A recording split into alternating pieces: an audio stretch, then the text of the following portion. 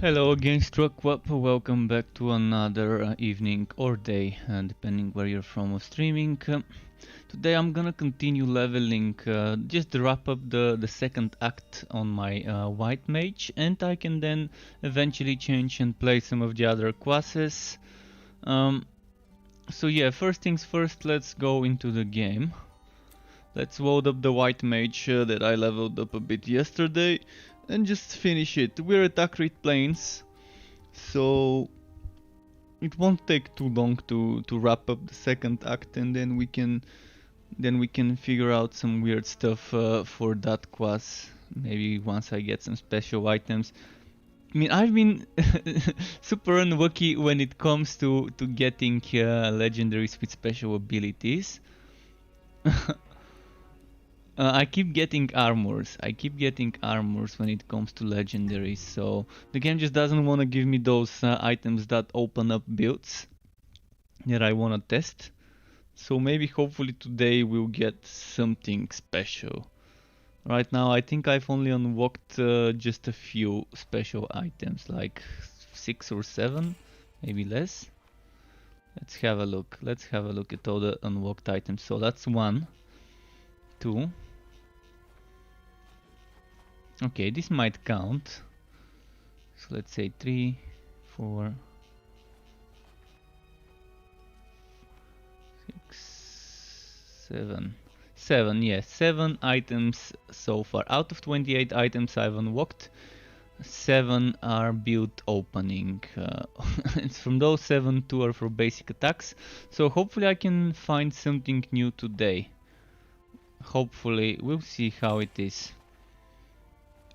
So I transferred some items on this class from my storage and from my other classes, from my other mage. Basically I just transferred those two items. Those two items I transferred, and I transferred this one from my storage. I've got a spare one in case I die. And oh, I've got that one in case I die. That means I no longer need to keep that one. I no longer need to keep that one. Okay. Yeah, let's sell those things. I'm not even gonna.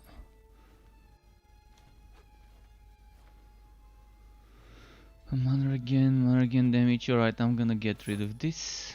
And yeah, there's some items I need to level up to use. And this one I'm not using only because of the relic active skill cooldown and chance to walk. And because I'm gonna break the set. So what else do I need? I need leg armor. Or maybe let's say I need boots more.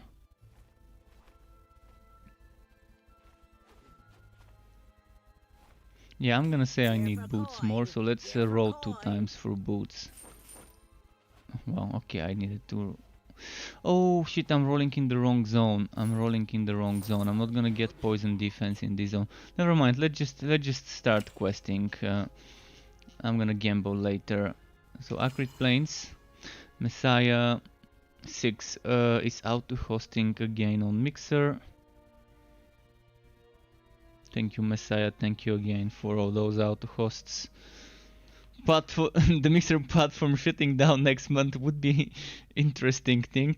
Me starting to stream on Facebook gaming would maybe take a while to get used to the setup and settings there. But I've got a month. To set up everything and figure it out. So probably this weekend I can figure out how all of that works there.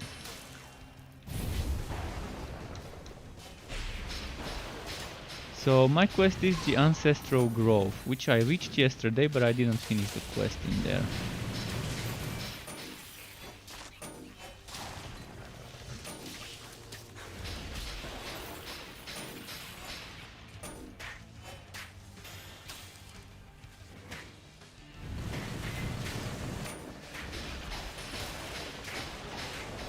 Wow, this guy hits like a fucking truck. And I'm not talking about my character, I'm talking about the archer. This guy, the skeleton.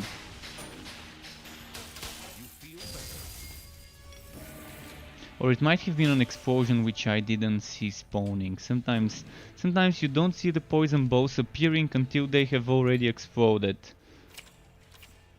So let's look for that ancestral grove. Maybe it's over here somewhere. Shit.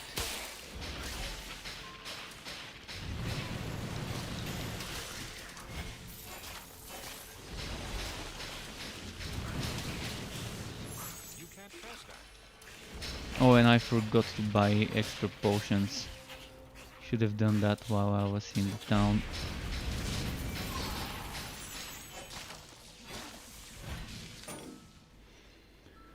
Okay, I'm assuming let's go that way first. I'm assuming it's gonna be somewhere here.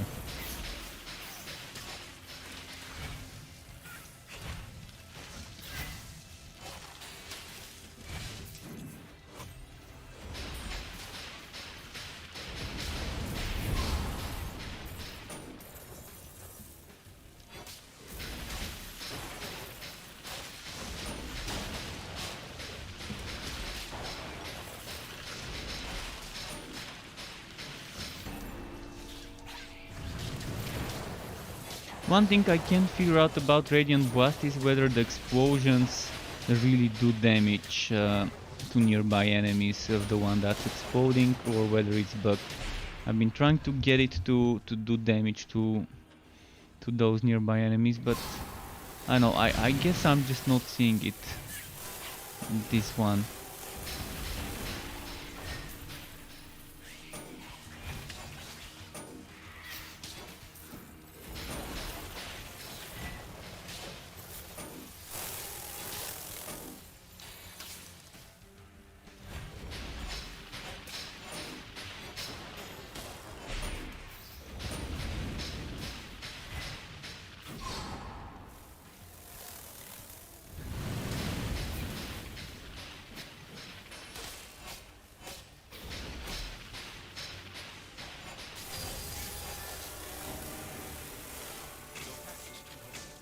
Right, I'm seeing some nice damage numbers though. I'm not sure why. Probably I was overcharged and I had that... I think since I had the set buff, this one, the mana overload charges, I think that's why I've been doing like 4k with Radiant Blast.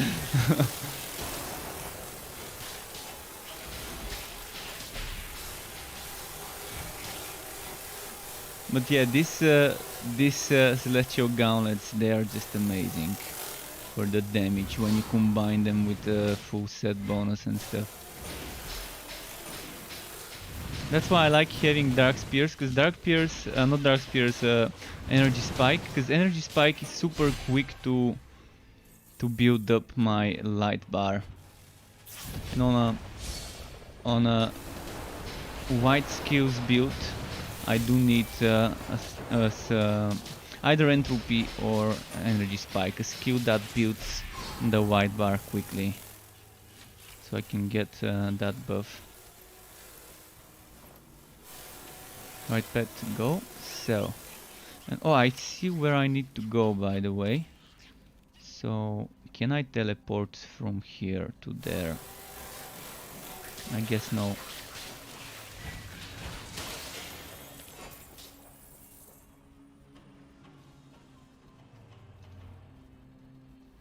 I can teleport here, and from here I can teleport here.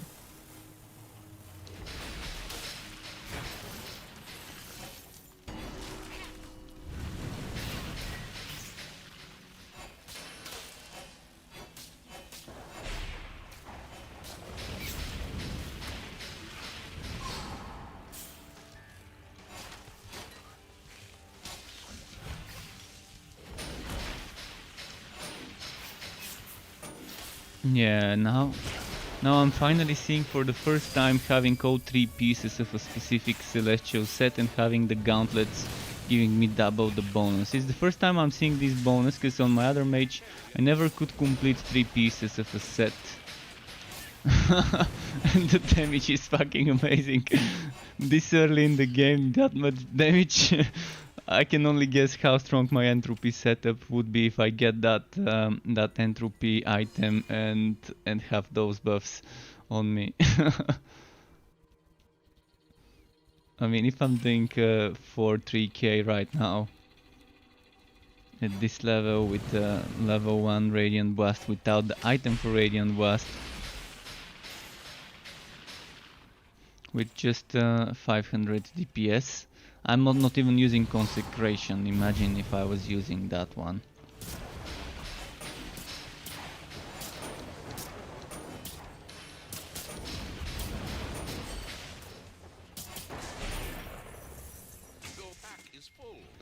Pet, 3 seconds. All right, let's give it 3 seconds. 1, 0, and he is back.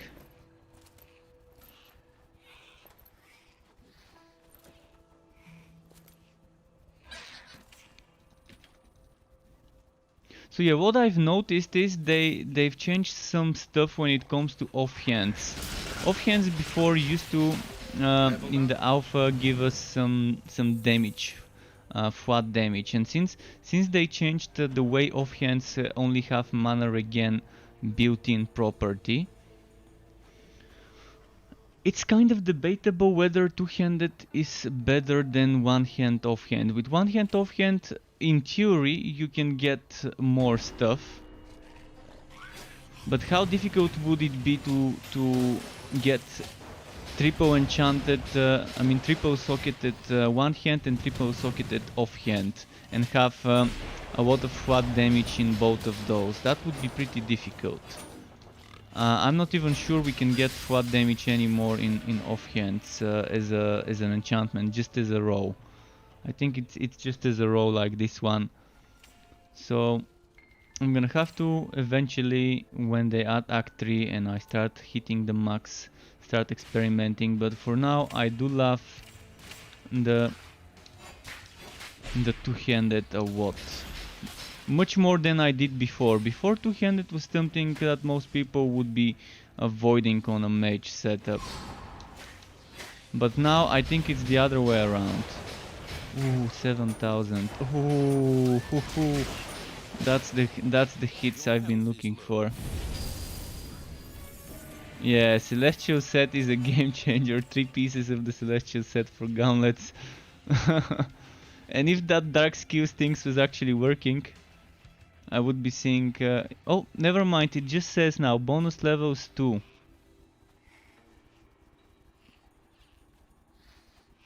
It actually seems to be working now. Bonus levels 2. So that means this one is level 6 and that's why it's giving me this bonus. Okay, I need to update my guides that this seems to be working now. So I don't need to spend more points here on that one.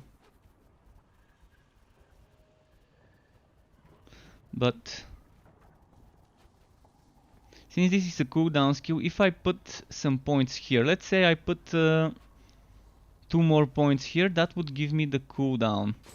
Hi Super Dutch 1, welcome to the Struck Club, nice to have you here. The problem is I'm not seeing that extra damage. It says bonus levels, but I'm not seeing the damage. Let me quickly check something. The damage is 477.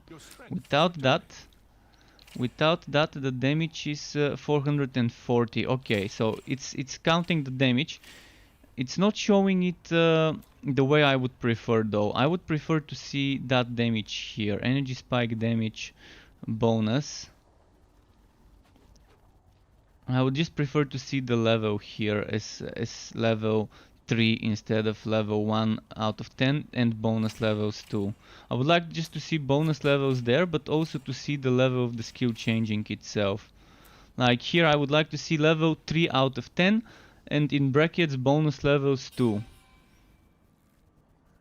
Because right now it's as if my skill is level 1, but at least I'm seeing that bonus damage. It does seem to be working. Finally, I'm not sure when that happened, but a few days ago, like a week ago, I didn't see this on my sharpshooter or mage when I was testing stuff. Super Dutch is gonna watch some of my videos of the builds. Well, I've only got two two videos for Torchlight 3 if you were referring to Torchlight 3, not to other games that I've made builds for. But yeah, I'm so happy to find out that this set bonus seems to be working nicely. That means on all other skills, on all other classes it could work. Was there a small patch today or something? Was there a hotfix? Because I kind of started my game and didn't pay attention whether it's updating or not.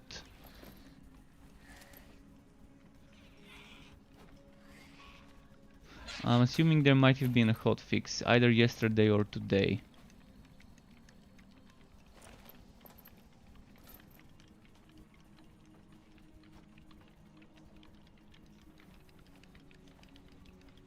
But yeah, I will be making more Torchlight 3 build videos once I'm done with the showcases, the skill showcases. So there's one more skill showcase left for the Realm Master tomorrow.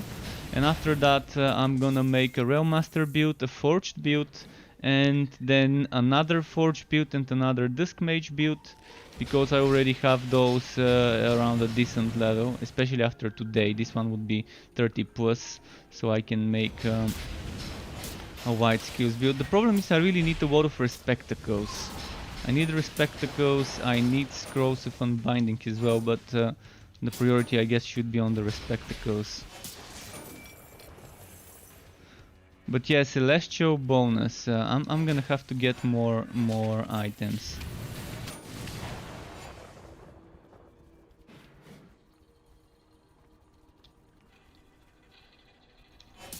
Yeah, I already have two forged classes at level 30 plus, so I'm gonna have to make two of those. One of them is a shotgun, fracking shotgun is actually gonna be the name of the build. It's gonna be fracking strike and shotgun blast. The other one is my rapid fire setup. I started playing with it first.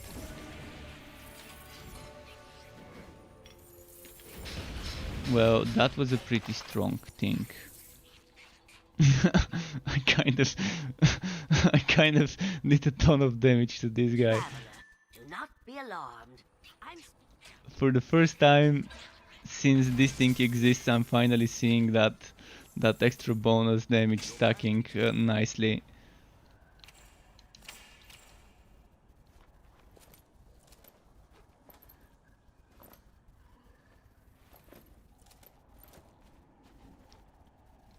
Alright, pet, go. So I'm gonna go to the Sunken Ruins now. By the way, if anyone wants to join me and it's around my level, around my mission, even 1-2 missions behind, I wouldn't mind helping with 1-2 missions behind mine. It will be fast, we can just speed through stuff.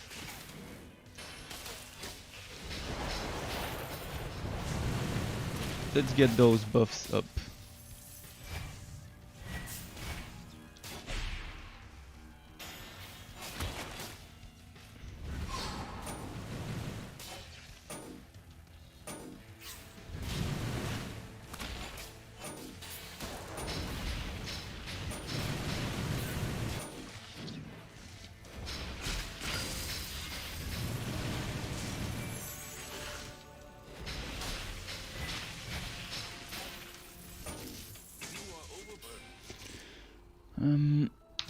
D.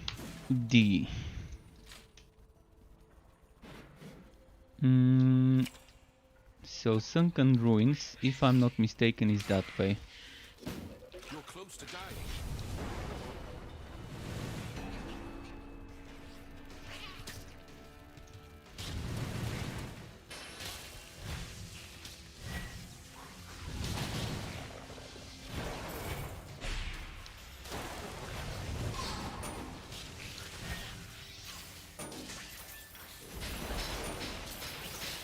Well, this damage is just fucking amazing.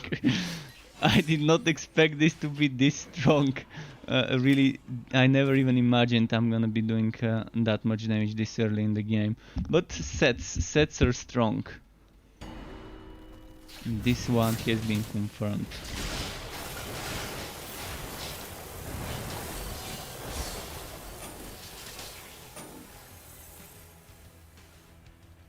Yeah, you're playing hardcore only. Okay.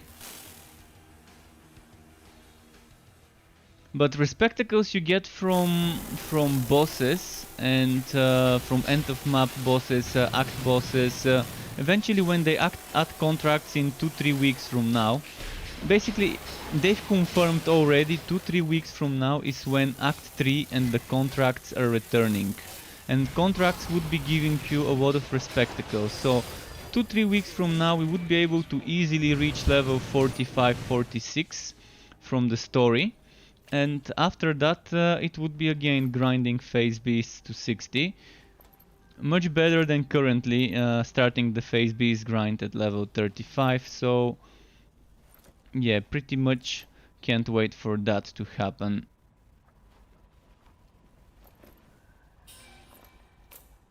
So soon, very, very soon.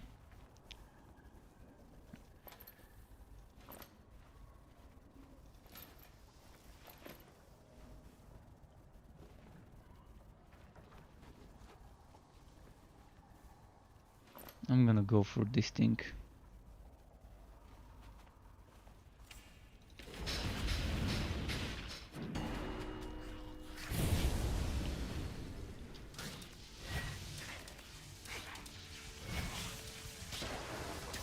Fuck.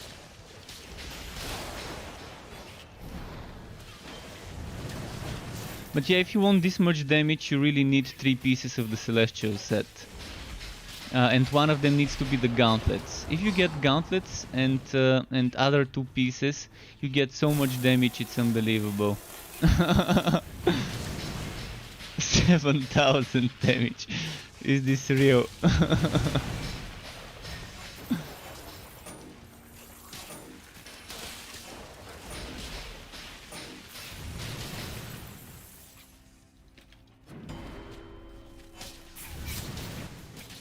With the Celestial set helmet bonus, and I think it was the chest as well that gives you +1 to dark or white skills, or depending on the class something else. You can get tier bonuses earlier than needed, and that's why I'm getting tier 1 bonus on this, and I'm also getting tier 2 bonus on this without having the levels. I might as well spend 1 more level here. Oh no, actually I only can get the dark ones right now. But I'm also getting this bonus. And if I spend 1 more point, I'm gonna have the extra cooldown bonus, which would be really helpful for spamming energy spike. That saves me some points. That means if I want a certain skill, I don't need to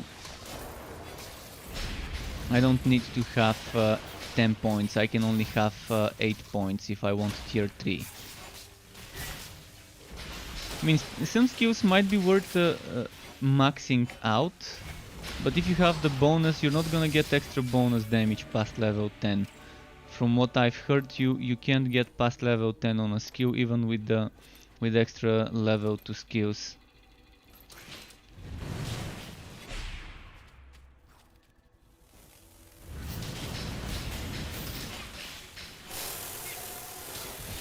Oh, and I forgot to post that I'm going live on Discord, so I'm gonna quickly out and tap after this fight.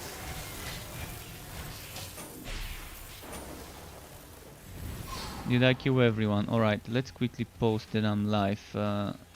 Self-promotion. Boom. Headshot. Okay, I've posted that I'm live.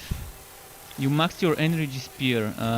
Energy spear? Do you mean white spear or energy spike? Or dark spears?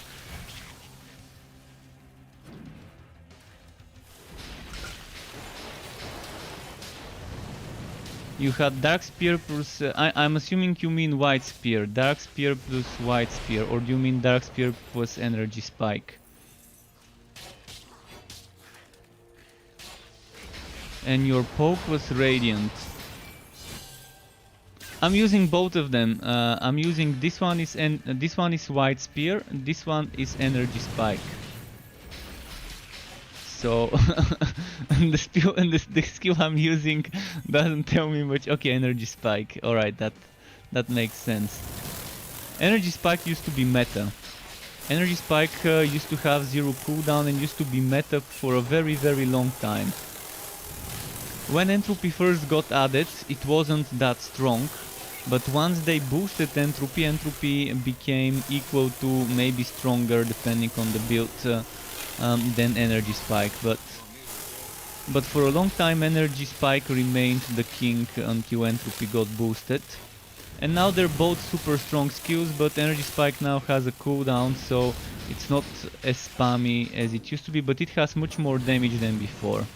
So they boosted the damage, added cooldown to it, and made it a very nice skill still.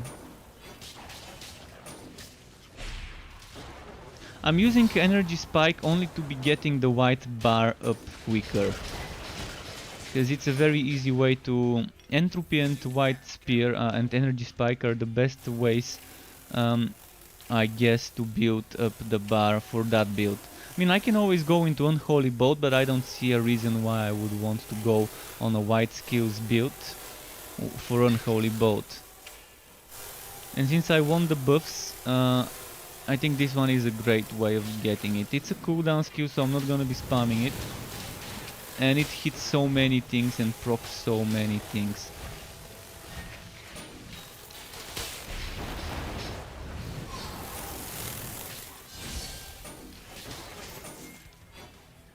Those invisible explosions.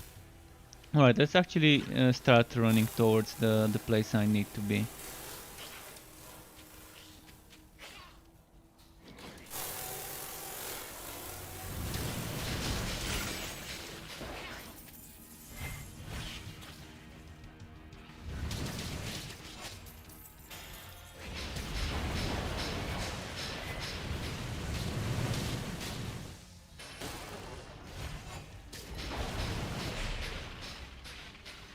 So yeah, again proving that with the right gear, I guess every build can be strong, every skill can be strong, especially with that celestial gauntlets with the double bonus.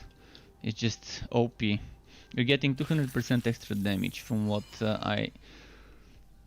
I've read on the description. Like, you're getting 100% extra damage, 50% increased mana cost, and another 100% extra damage and 50% increased mana cost when you have a second charge.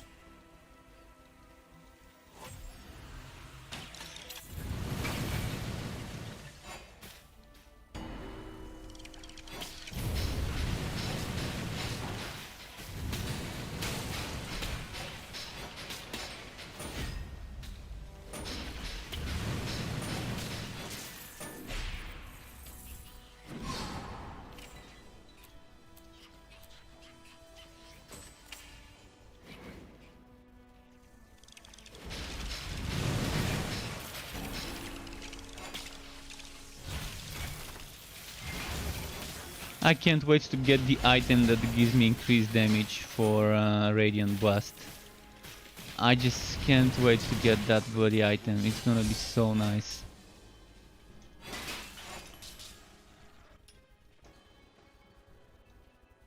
My cooldown on energy spike right now is 4 seconds, and I can get it to 3.6. I can get it to 3.6 if I put one more point here and get the tier 2 bonus. Because it's gonna end up being level 4, and then with the bonus 2 levels it's gonna be level 6.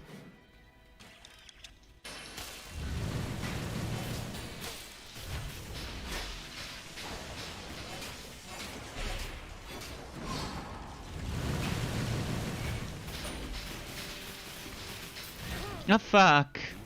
Well, there goes my stuff. There goes my stuff. Now I need to quickly hide.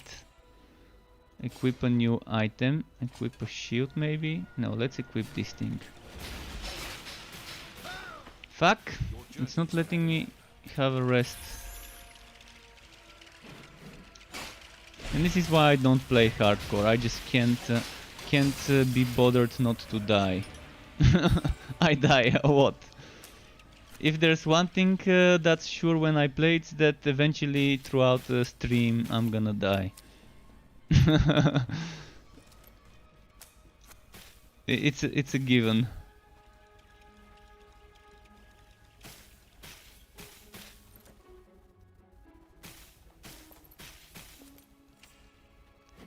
Especially with this little defense.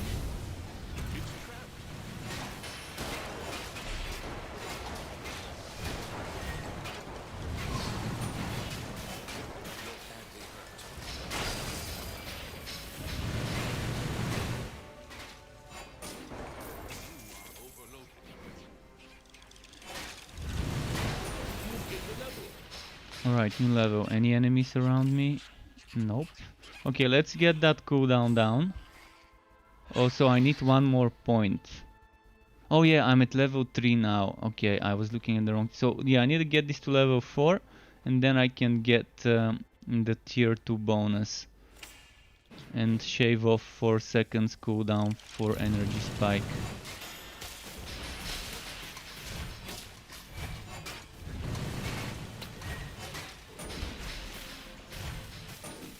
How am I taking so much damage from this one?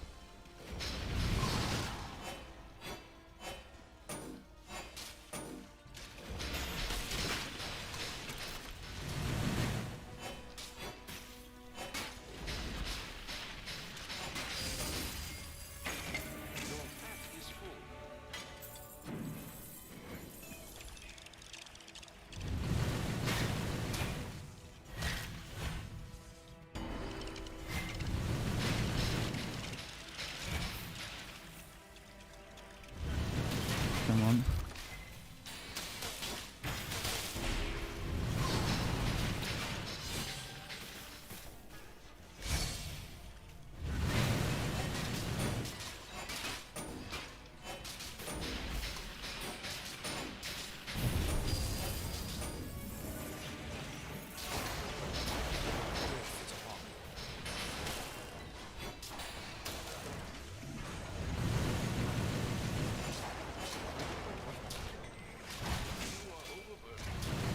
Your health is low.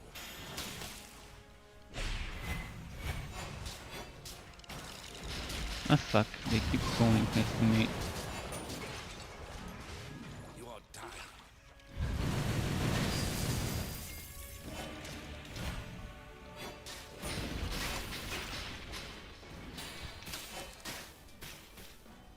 Ah, this amazing chat. When I hover my cursor there, constantly not letting me hit.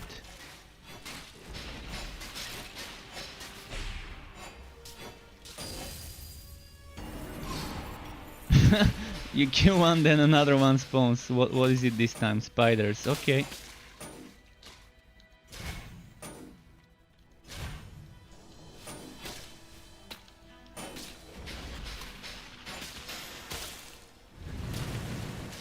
I need to get knockback. Knockback works very well with skills like entropy and energy spike. As long as it's not too much, because if it's too much it ends up being actually hurting you. Because you push them too far away from your damage. But if you have a little bit of knockback, just to push them 1-2 times, maybe 3 times, you can get more damage on an energy spike or an entropy setup with knockback.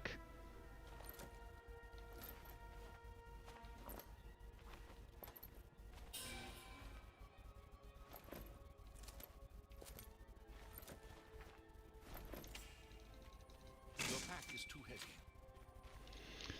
When did I fill up so quickly? I wish I could give my pet this shit to sell it to, because it's just too much stuff. Oh, I had a scroll of unbinding. I might have used it before on the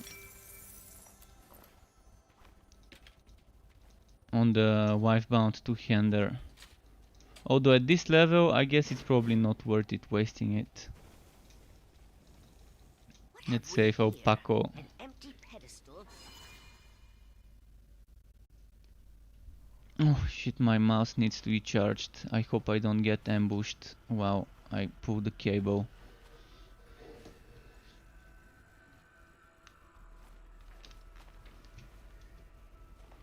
Okay, now, yeah, do we want to use this? We want to use this, okay. It's decided.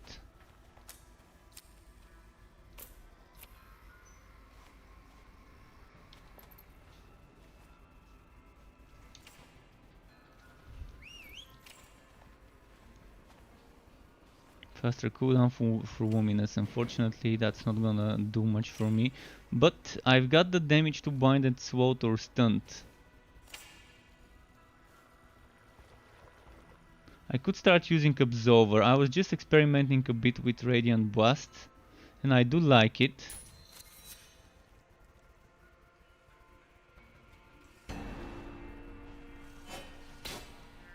I'm gonna do one thing here. Quickly change this to Absolver.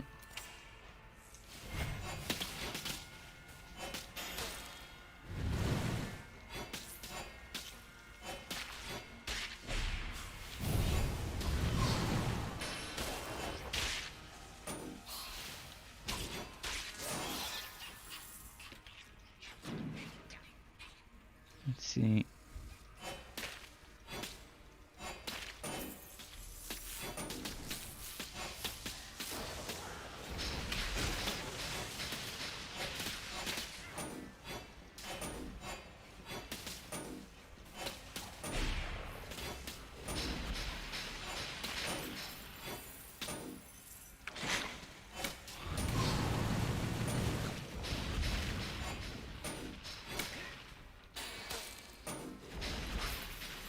Is that staff wife bound? Yeah, it is, but it has 2 sockets.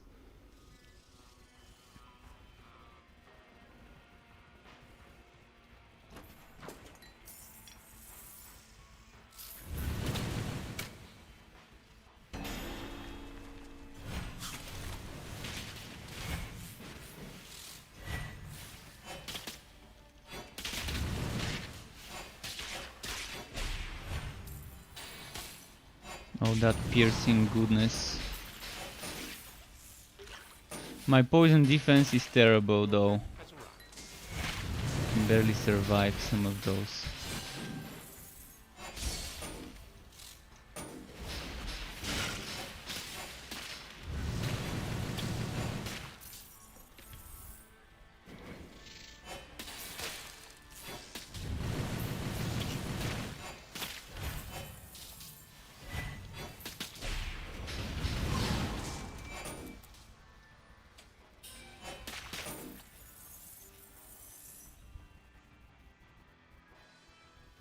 Okay. Let's kind of get buffed up. Well, I killed him before I even got buffed up. What's this shrine here?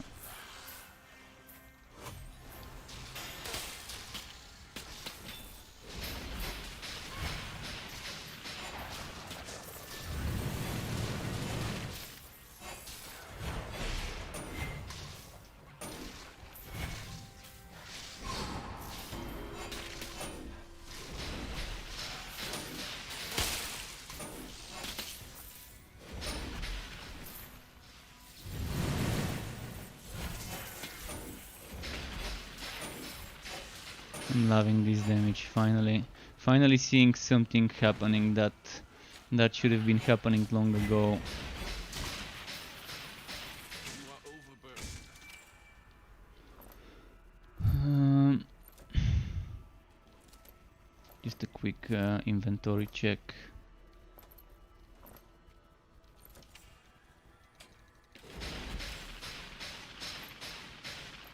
Wait, that was more damage than my staff? There's chance to poison. But I'd rather keep the staff.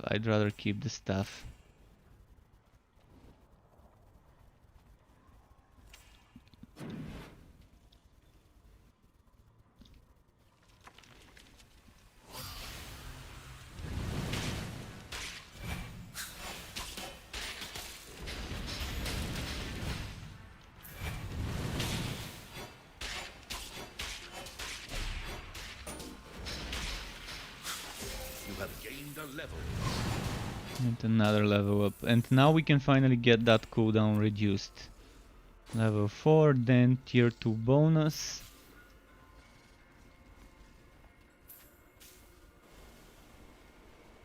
Might go for that Absolver upgrade.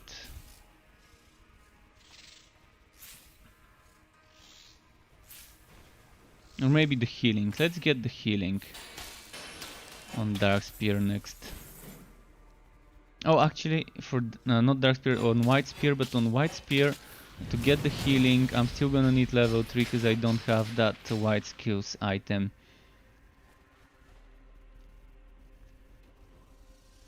So, oh fuck. Where did they come from?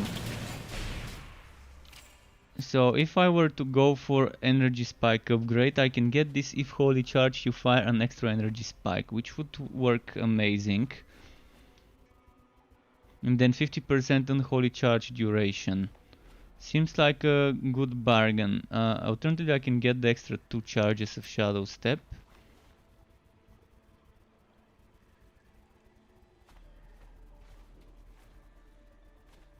This one, holy charge duration, I might go for this one as well. So I'm gonna have to max out White Spear and energy spike. And then the build would be pretty nice.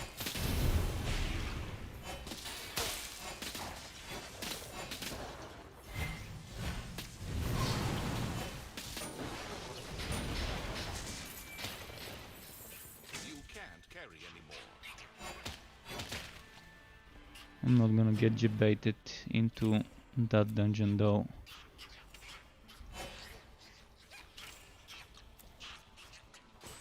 Alright, this one's maxed out now. Gonna start leveling something else on the relic skills.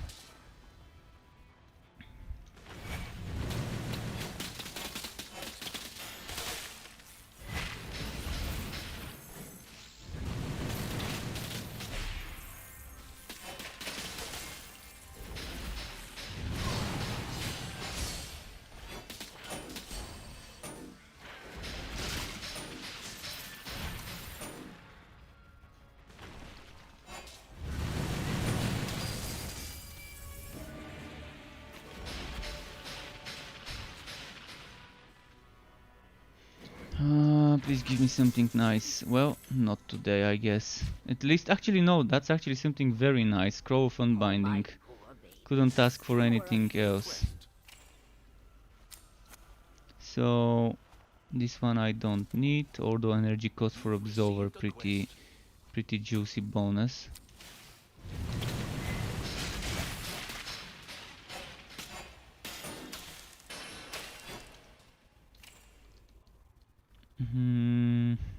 What was I looking at? Pet tack.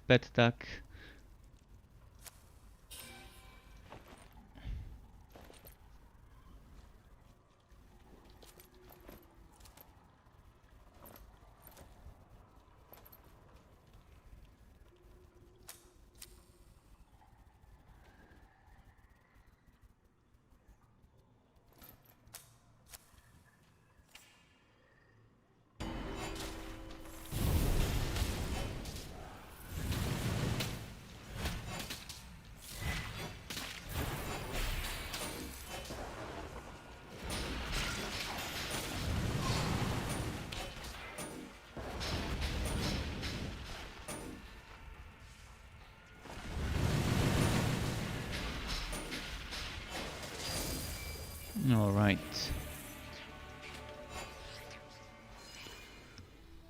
This made the game so much easier. It made it just so much more pleasant to do this. I now don't skip some of the elites, I just kill everything. With this much damage I better not skip stuff. Through my spyglass, I observed. I procured fresh stock. Let's see, around... Actually, I'm gonna remove this here and I'm gonna extract that in the... Is that all? in the town. But first I said I needed something new, like new boots. We need new boots.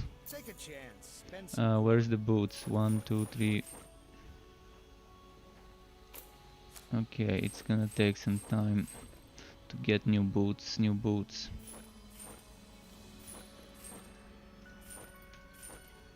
Oh, celestial boots, there we go. We got an upgrade. Be waiting. Now that we've got celestial boots, I'm losing crit damage, but the poison defense and HP is just very good. And mana infused restores twice as much mana. Okay, okay. Cast a cooldown skill there. That's gonna be amazing. Now, what are we looking for? Chest or legs? Let's say I'm gonna try and get Let's keep this our little the legs because they're cheaper.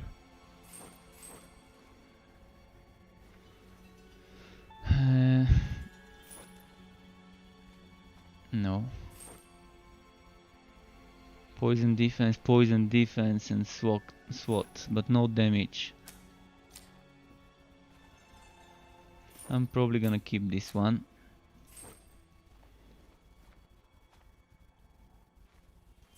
Oh shit, why am I selling blue stuff? I forget about it. But yeah, we got those boots now, so I'm gonna be able to test that mana regen. With that mana regen I can pretty much spam shit. Even without an offhand, I can spam shit with extra 10% mana regen since I've got 15% from my passive, so that's gonna be 25% mana regen. If I put an offhand, I'm gonna be able to spam a what? Like, let's see now. That's without the mana infused. I'm not seeing mana infused happening though. That's a cooldown skill, so it should give me mana infused. I'm gonna check it here. Mana regen 1.7. 1.7. Is this even working? Cast a cooldown skill, gain mana infused for 3 seconds. And restores twice as much mana.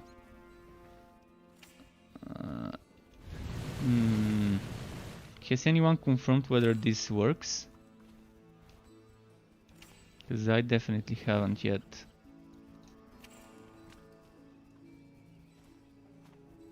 I'm gonna be able to wear this very soon.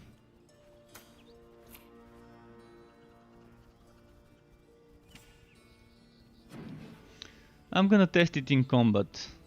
Oh, mana infused. So it's actually cast a skill with cooldown, but it doesn't see, it's buggy because it doesn't consider energy spike as a skill with cooldown, but shadow step does get considered as a skill with cooldown, and it does work. Kind of a bummer.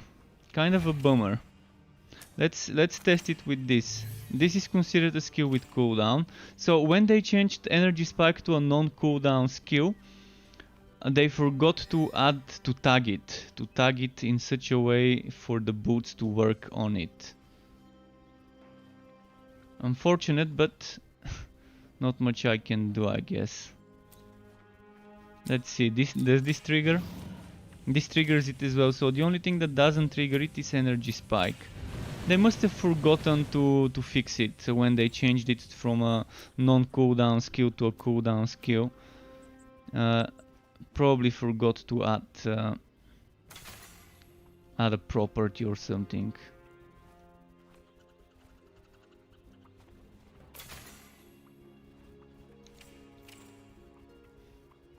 I'm gonna quickly check if I can enchant this stuff to be stronger than what I'm wearing. It's physical damage, so enchant.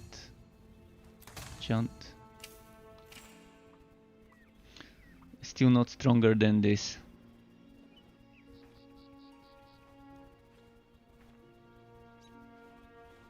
If I were to equip this, I'm losing a lot of damage.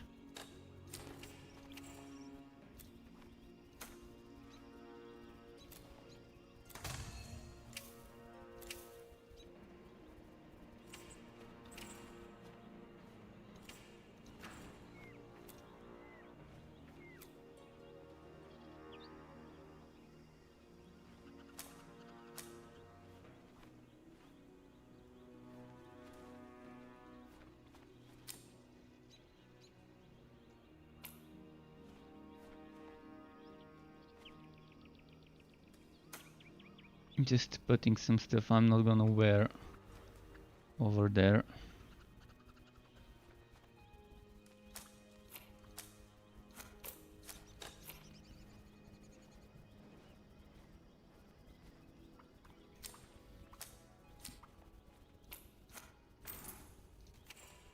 And we should be good to go now.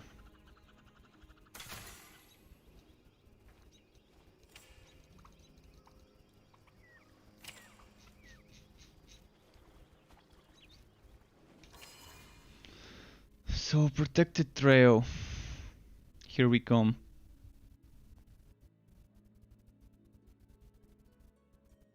By the way, Jmontastic, what do you mean by OOM? OOM. What does OOM mean? Or is that 00M? It looks like an ohm to me.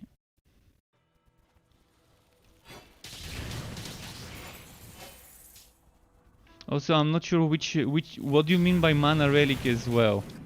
What is a mana relic? And that's also something I can't figure out what you're referring to, the mana relic.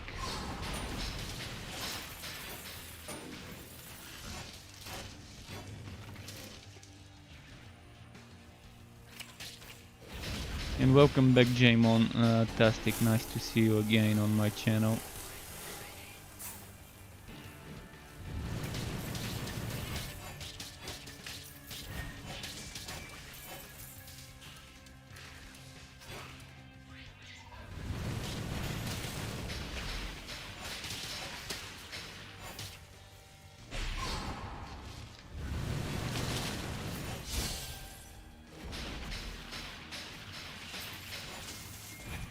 Oh, the mana boots. Okay, the mana boots.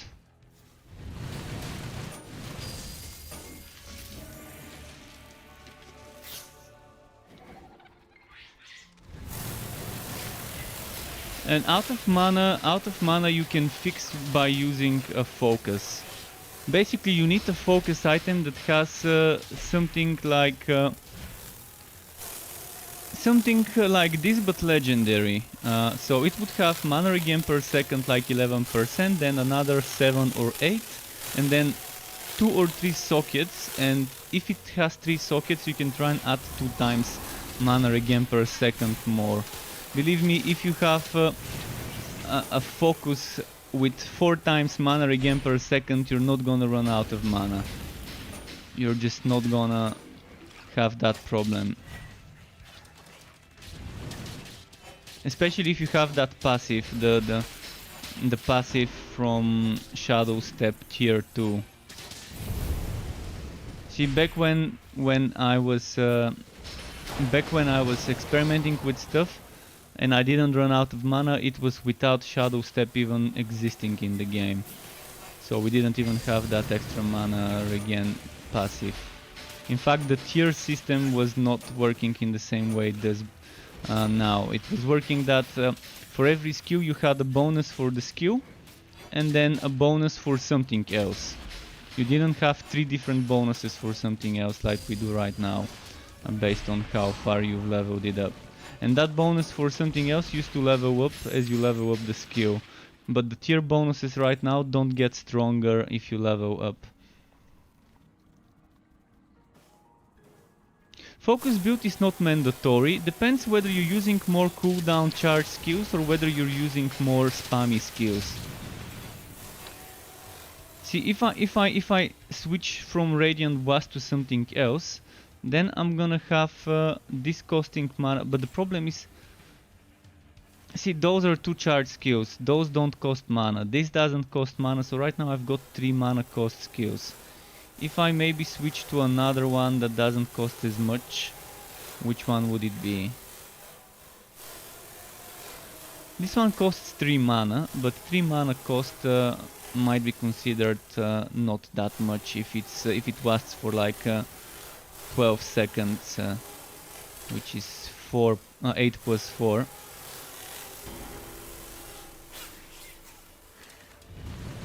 But with this build I'm using right now, it's nice that 2 of my skills don't cost mana, so I've got a decent rotation. And this is a build I just made on the go, on the fly, and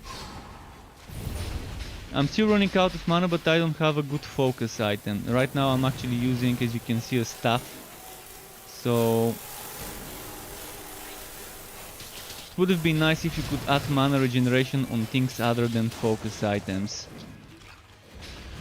Unlike a staff, for example, or whatever type of other weapon, two-handed weapon, or even on a one-handed weapon.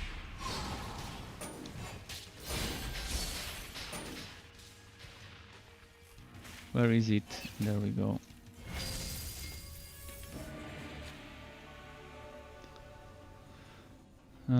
Is this the way? Murky Miasma? No, that's not the way. For the protected trail.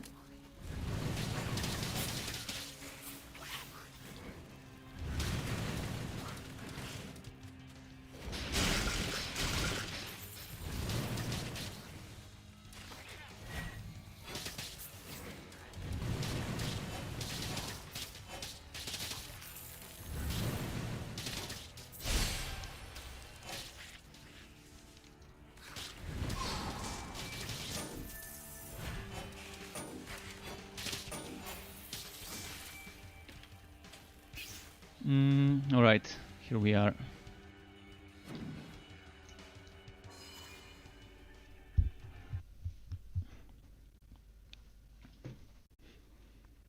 But yeah, once I level up, not level up, but once I complete the missions on this one, I'm gonna go on one of the other ones and do stuff there.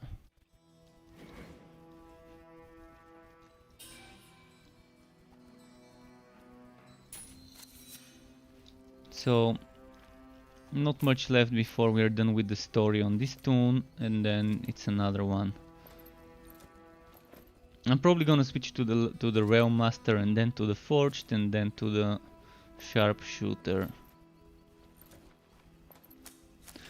Right now my Realm Master needs a lot of respectacles, cause I can't make a skill overview video unless I get 3 or 4 more respectacles, so I can remove skill points from a certain skill and unlock the ones I haven't learned. I mean, I've got only one of the train skills. That means I need 6 train skills learned, meaning 6 respectacle points are needed for my Realm Master for tomorrow's video. So hopefully the game drops me some today. Otherwise I'm gonna have to keep farming until it drops enough. Or until I level up the Realm Master. I might just be better off leveling up my Realm Master and hopefully finding respectacles on the way to a certain level. I'm thinking here, let's speed things up and just move towards the boss fight.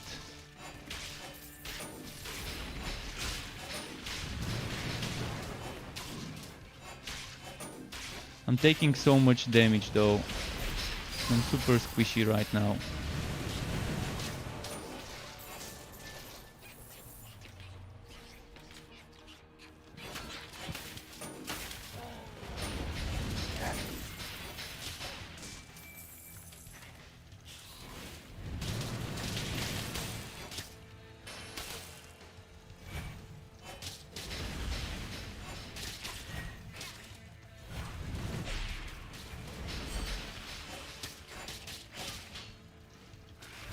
Oh, those berserkers.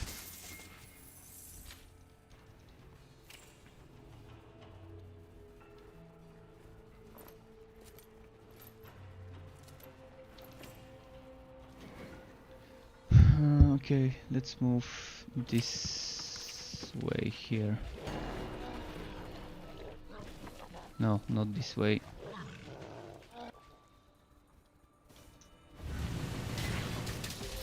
Level up.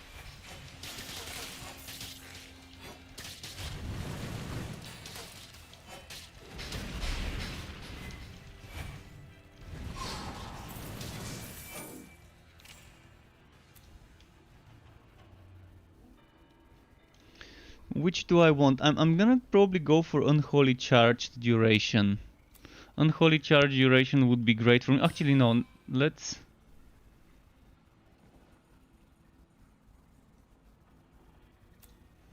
Yeah. Because that's extra damage for this skill.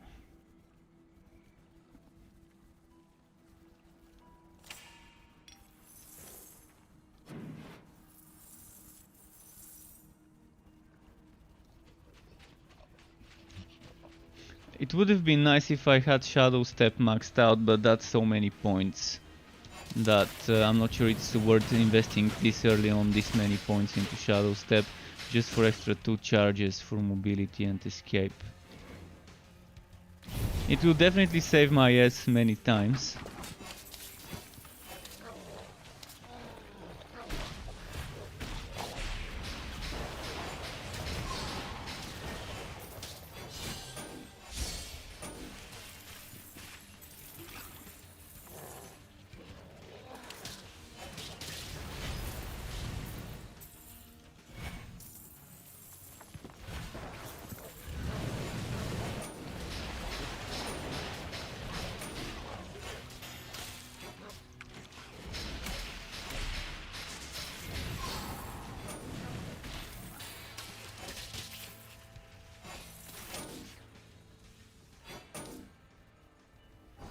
Oh yeah, let's just keep moving.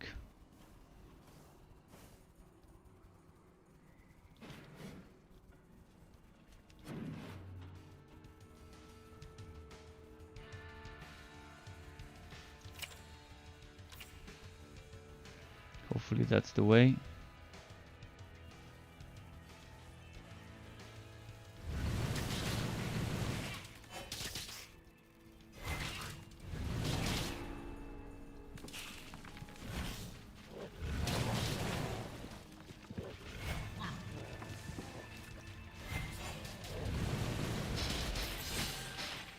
Oh no no no no no no no. I'm dead. Okay. Now I need to equip an item before anything attacks.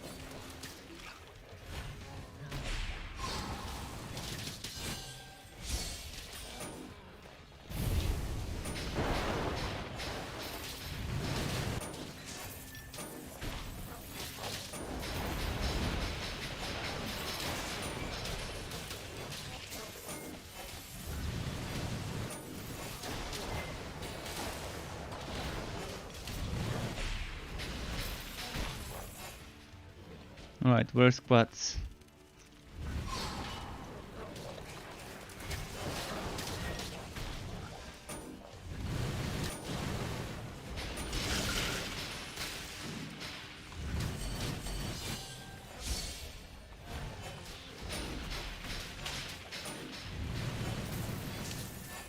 Is that one him? Yeah, that one's him.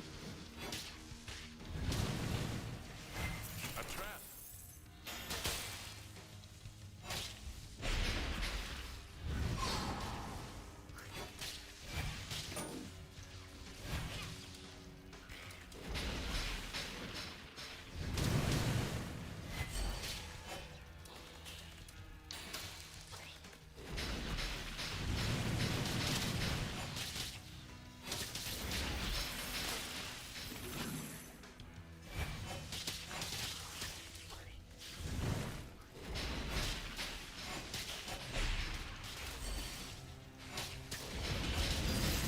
Can't carry anymore. Your inventory is full. The spectacle. Oh fuck, I can't take it. I keep forgetting to get rid of recipes when I'm in my fort. But yeah, one spectacle for my realm master. Perfect.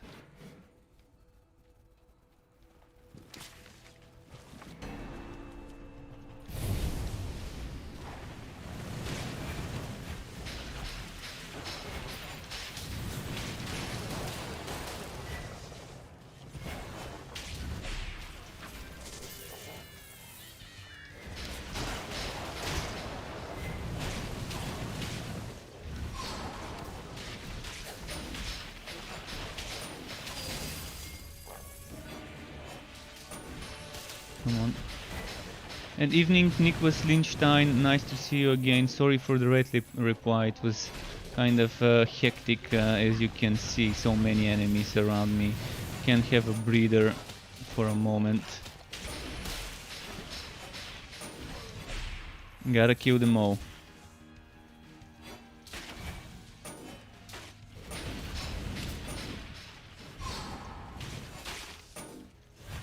Right, I think he's going away. Let's check the chat. D1 Power, welcome to you as well. D1 says, now that I've completed Act 2, what's the best way to farm XP and best way to farm legendaries for my build? The best way is to go into Bugswat Burrow, Bugswat Burrow, and farm phase beasts. Farm those purple goblin hounds, the ghost-like purple goblin hounds. And when you kill them, you go into the portal, then you kill the boss, then you walk out, walk back in, and repeat. So basically that's your rotation. Going into Bugswat Burrow, and that's the only way to do it after level 35. Before level 34-35 you can do spawn into Twilight Depths, kill some enemies, reach Sadista, kill Sadista, repeat. And that's another option. But that option only takes you up to like 35 reasonably. So you might want to consider the other option as well, even before that. You gotta figure out which one you like more. Do you want to just be doing phase beasts, or do you want to be doing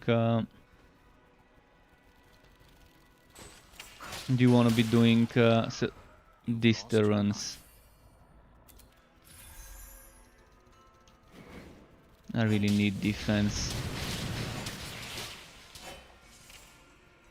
What's my defense right now? Fucking 33%. This is so bad.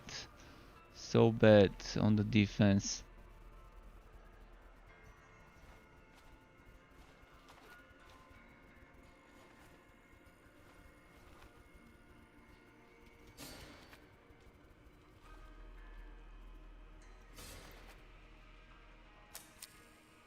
Or maybe I could get some bok chance. I'm doing enough damage as it is. I could use some bok chance on my side.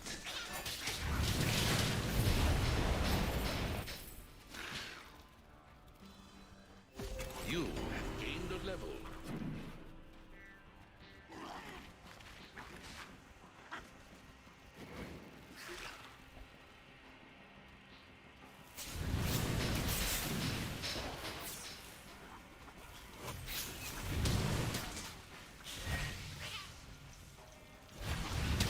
Your life is slipping away.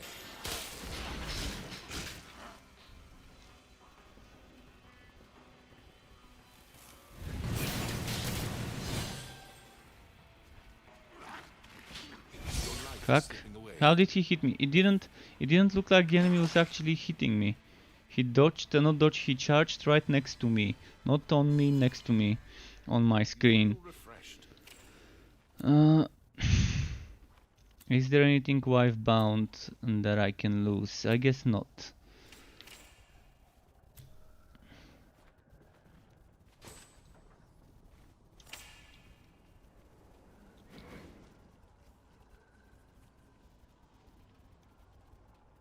Alright, that's Kronk.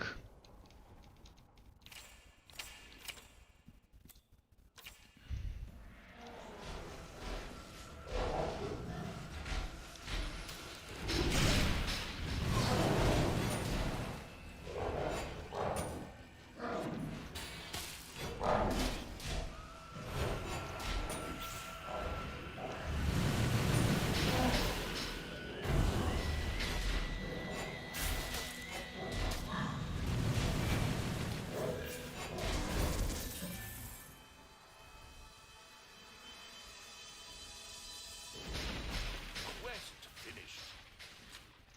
Okay. Snake stick, what's the damage? You have received a Not as quest. good as mine.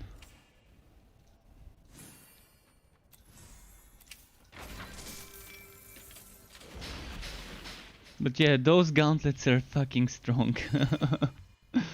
Oh man. Should have gotten that 3-piece bonus much earlier.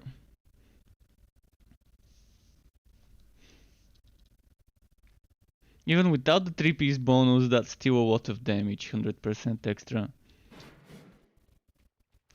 But I'm super unlucky when it comes to getting those unique items that boost skills. I said it at the start of my stream, but I've gotten so far only 7 legendary items that are build opening.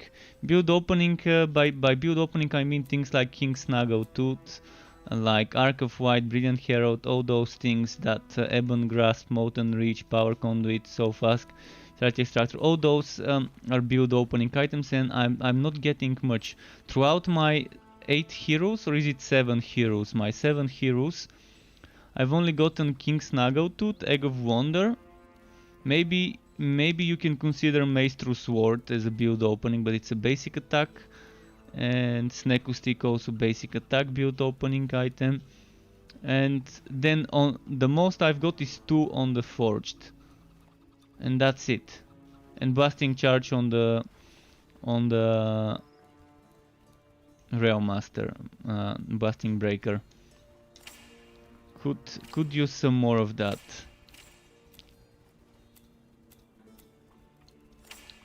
Oh, there's one thing I wanna check.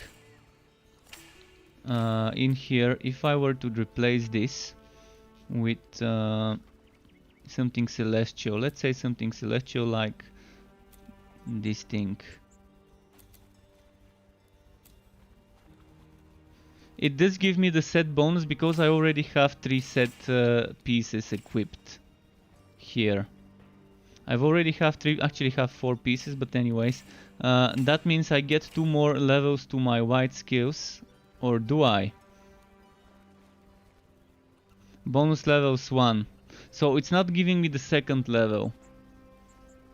Again, I really wish that it would start giving me the 2 levels when it's there, but okay, at least it's 1 bonus level, meaning I could keep this at level 5 if I want to, and this I can keep at level 9 eventually.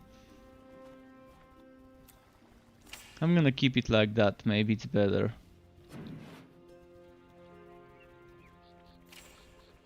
Or for now maybe the movement speed is the better option for now.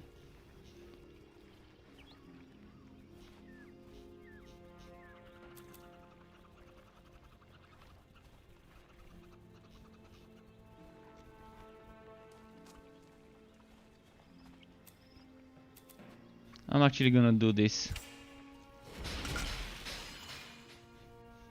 So with this hood you can get 5 charges on a max level shadow step.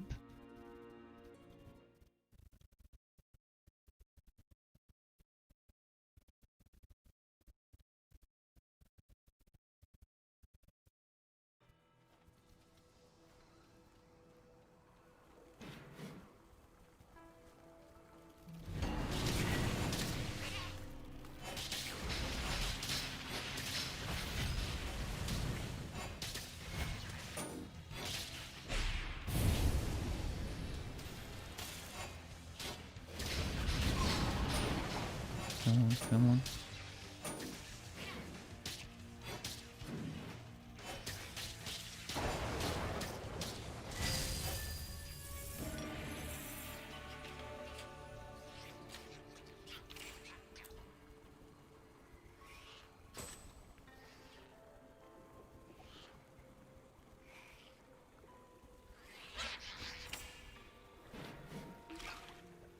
Yeah, I'm just gonna focus on the quest here.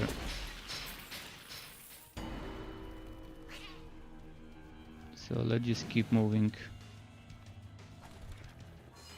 Losing that 10% movement speed didn't seem nice, but I'm gonna have to get used to it.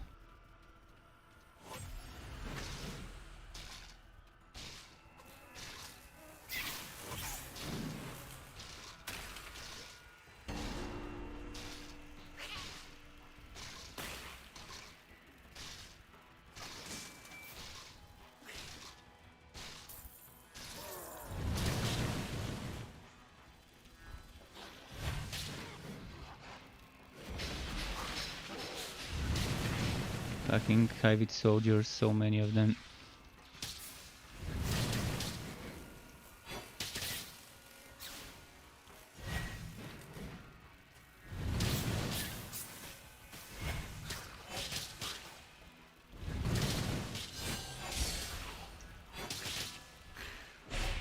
Your pet has run away. My pet. My pet's been fighting when I'm running. Interesting pet.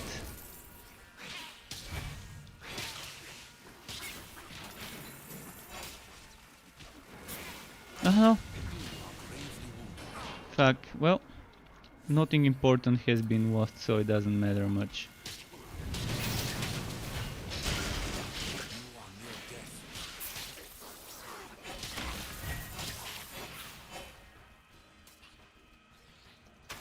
Alright, got that one. Now we can move for the boss fight.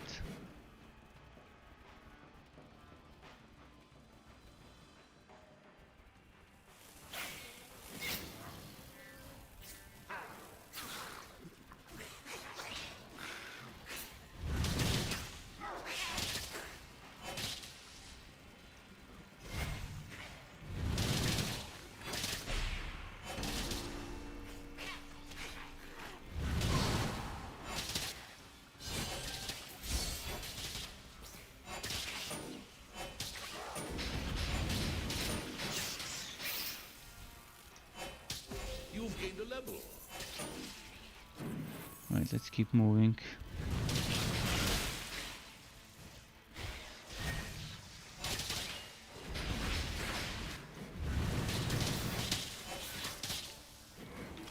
Ah, fuck. So many. So many so fast and they do so much damage, those soldiers.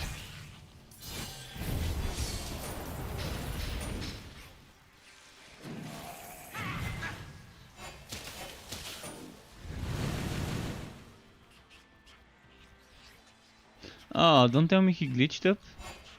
How did he end up glitching again? Thankfully he's not invulnerable, he just teleported over there and got back to full HP.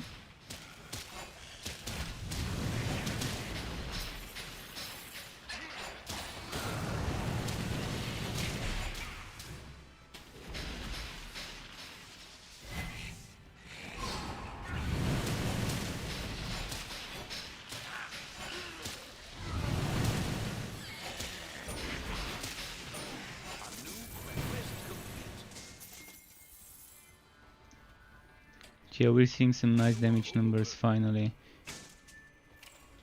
It was about time to start actually doing damage. I am the only one who gets the same legendaries. I must have disenchanted the same 540 times from phase beast boss. It is the same for me too. I can tell you I keep getting armor. I'm mostly getting armor all the time.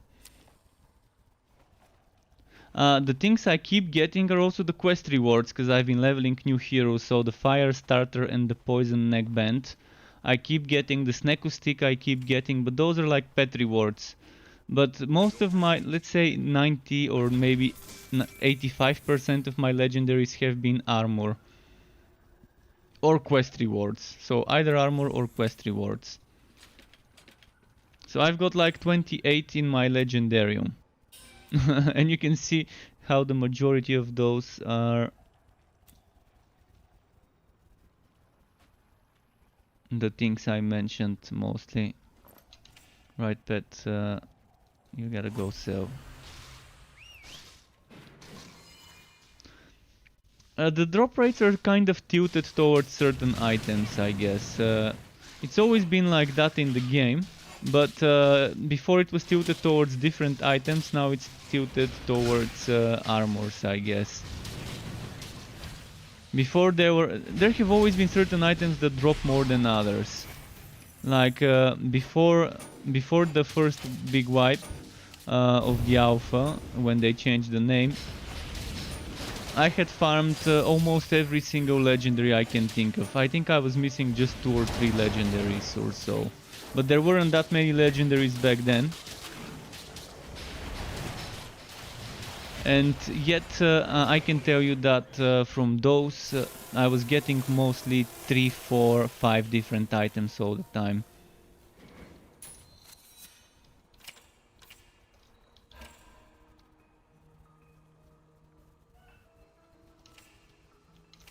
Oh, skill point, I keep forgetting. Unholy charge duration, nice. This one, nice.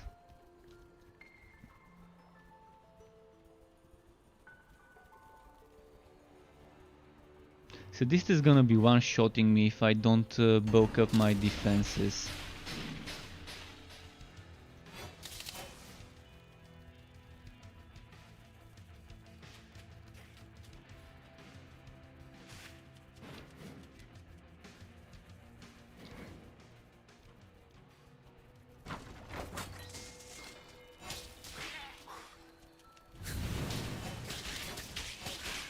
You are wounded.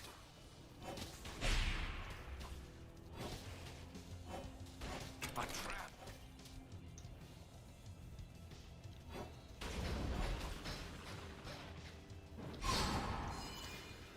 Sanctum of the Swarm, there we go.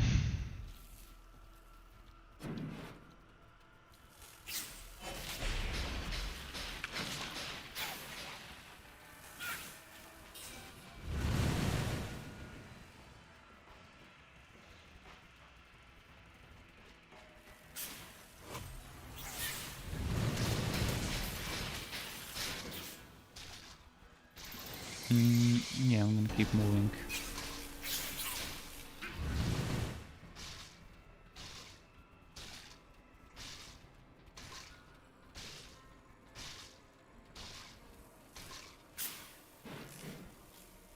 Can't teleport down there? Well, that's annoying.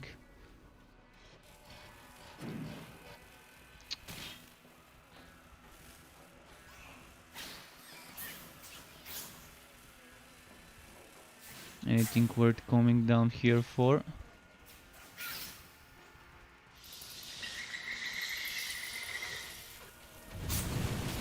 Oh, there's potions here.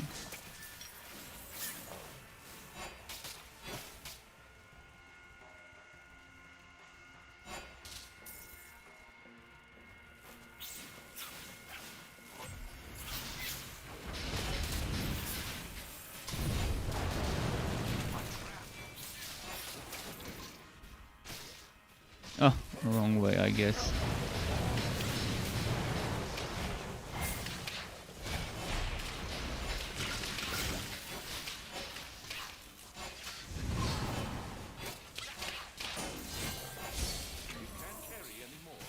At least I filled my potions, so it wasn't an empty travel.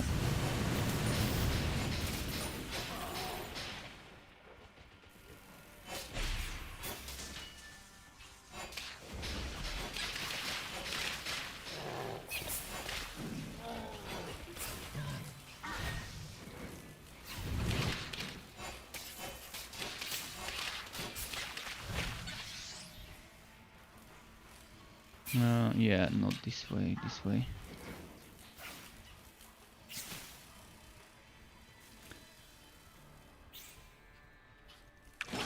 And Nicholas says, good to hear. Never want to see the cosmic set again. Yeah, that cosmic set has dropped so many pieces to me. It's just unbelievable. Level up. So it's the cosmic, the celestial, and the sharpshooter, and that dropped the most for me. The class specific sets.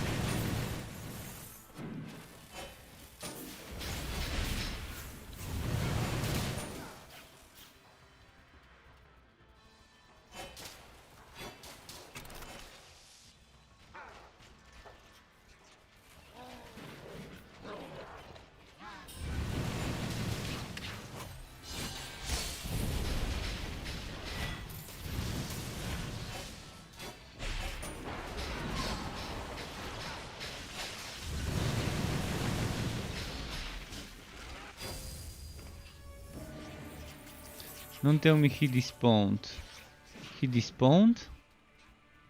Where is his spawn point? Where did he get spawned?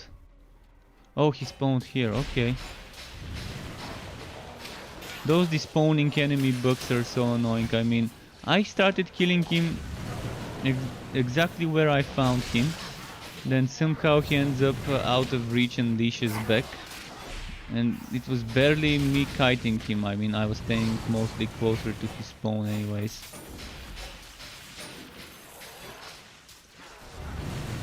See celestial stuff again.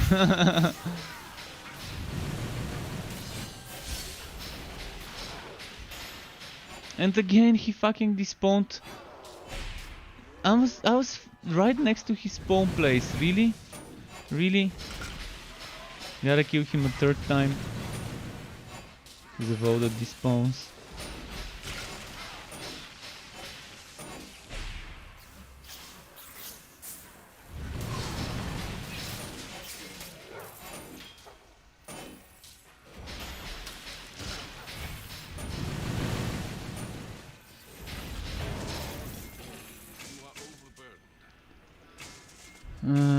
Okay.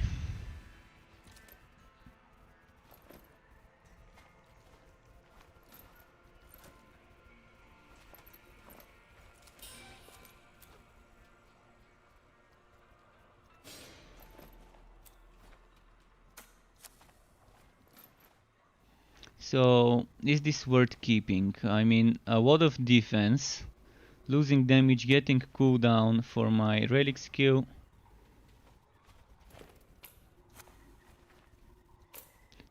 Seems worth it to me.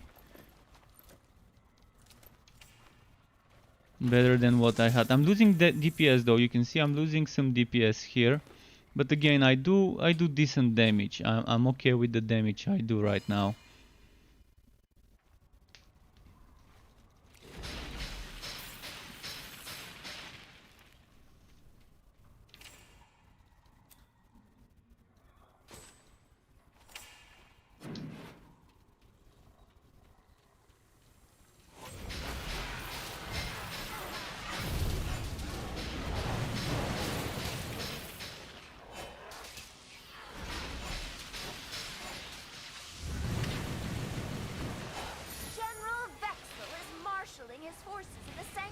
Alright. This is a new one, and he is hungry. Seems like every time a creature cross the ether, there's a new general in charge. I guess none of them have yet taken the place of the fallen man. So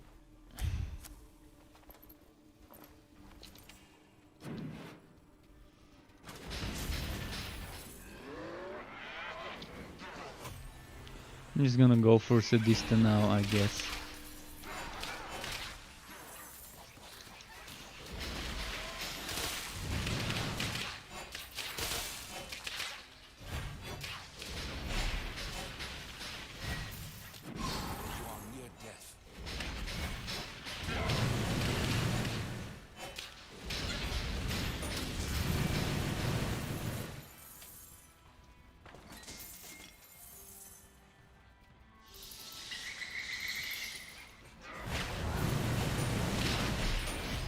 Alright, there we go.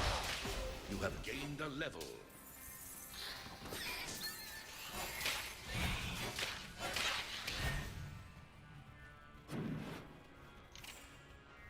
Now I'm gonna start pumping points into this to get the holy charge duration and the healing.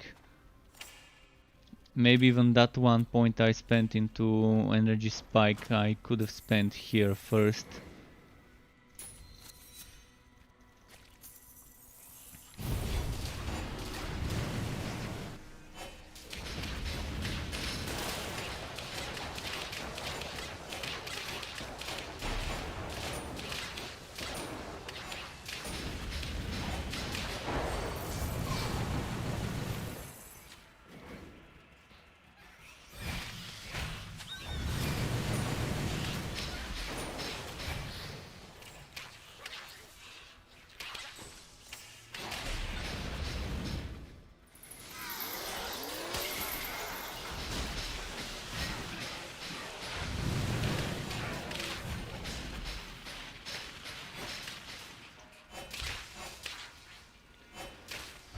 Okay, we're getting close.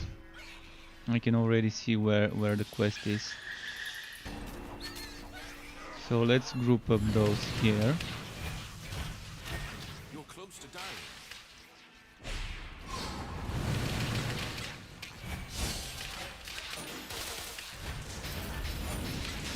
Your pack is full.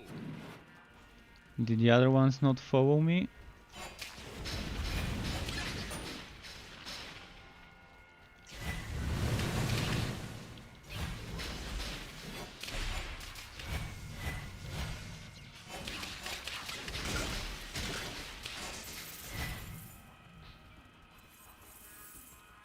You can't carry anymore.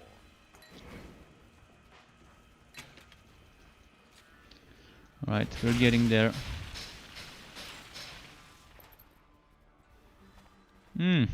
That seems like a nice one.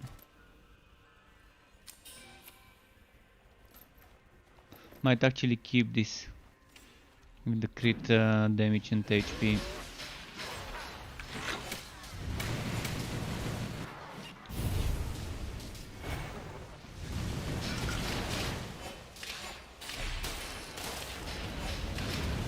And hi, Daniel Svensson says, "Hi mate, how's Torchlight 3? Is it fun?" Well, it's one of my favorite games, if not my favorite game. So that tells you maybe something about me rather about the game, though.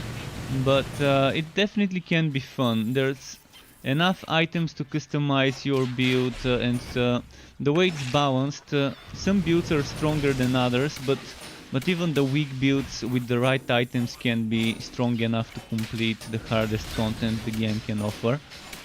But that might not be true once they add the new endgame mode, which would be coming maybe in 2 months or so. 2-3 weeks from now is when we are getting Act 3. It has been confirmed that it will be 2-3 weeks from now, so we'll see when that exactly would be. But we're getting Act 3 returning to the game, and we're getting the contract system returning along with Act 3. So in 2 to 3 weeks we would probably be able to see how Act 3's bosses have been rebalanced and reworked.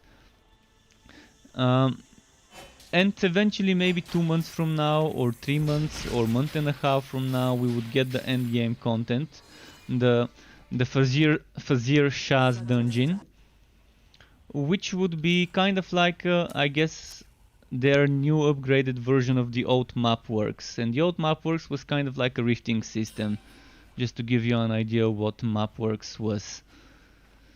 So this is a lot of defense, and I probably need that defense for Sadista, but I'm gonna be losing crit chance.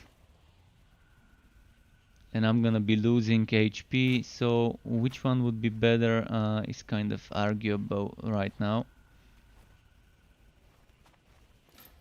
I'm gonna go for this, because I'd rather burst her to oblivion.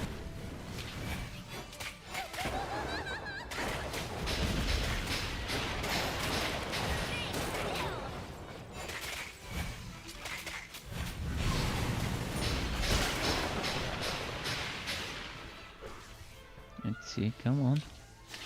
Where are you?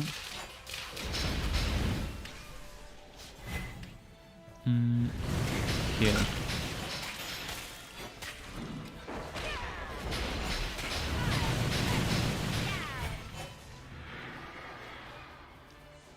Show yourself.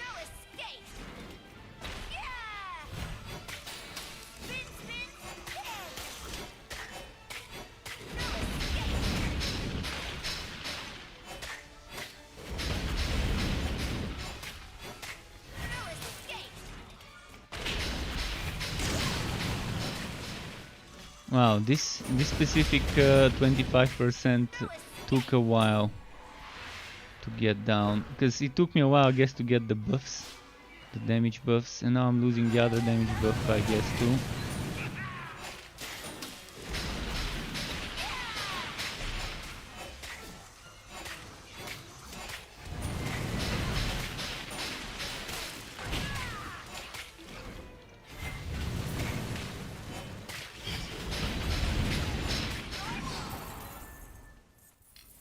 Alright, finally completed it with this character too. So that's my, what, 7th or 8th character to complete it with. And now I can switch a bit on the Rail Master, because as I said, I need to farm certain things on the Rail Master. Certain receptacles.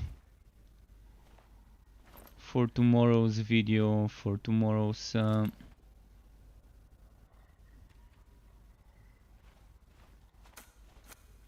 one skill level to Absolver. Does it work? Let me see. Absolver doesn't have bonus levels, so I can't equip it now.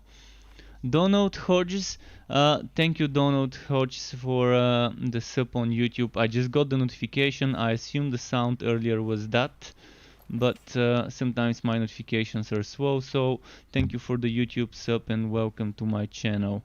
I'm gonna quickly turn in, guys, and then next we're switching to a Rail Master. Or if you want me to play on different hero, feel free to ask. Feel free to ask. I've got them all at level 34, 35, so I can always switch to a different setup or a different hero. I just need, in general, I really just need, Good work defeating Sadistic. what's its name, Respectacles. That's all I need right now. Saw what that void heart is capable of, and now it's on its way to Mother. My inventory is full. What's We're this not thing for on the sure where ground? Varys went, but we're receiving reports of increased Story weather and shared activity stash on tab. I actually Econoc. don't need this shared That looks stash like our tab. best I'm not bet. gonna pick it up because Then I've got it Blades maxed dispatched out Hicks and and it's Wolverine just to gonna escort fill us up there. my... I can Let's meet with delete them, it. John. That's something that really needs to be able to be deleted from your inventory. Procured fresh stock. And right now we can't delete it, so we get stuck.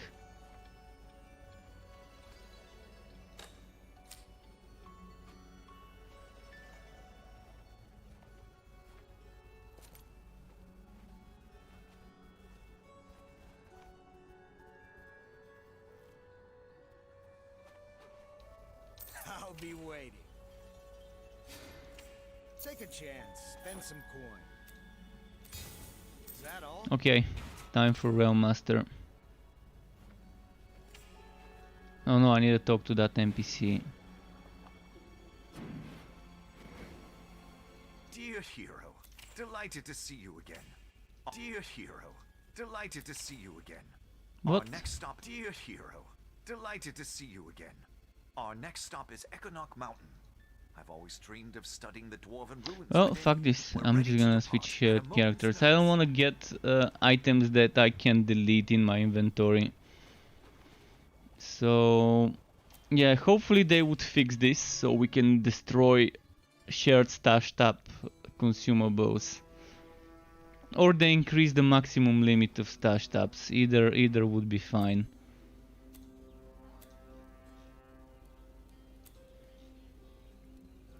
Oh, actually, I've got 6 heroes, not 7. 6. 6 is still nice. Eventually, they're gonna be 8. 2 of each, eventually. But for now, I'm just gonna focus on respecting this guy. So my mission is to find 6 points. To respect 6 points and to get 1, 2, 3, 4, 5, 6 skills learned. So I can do the showcase video tomorrow. I had a Respectacle in that other hero, and on this one I have 0. So yeah, we gotta farm.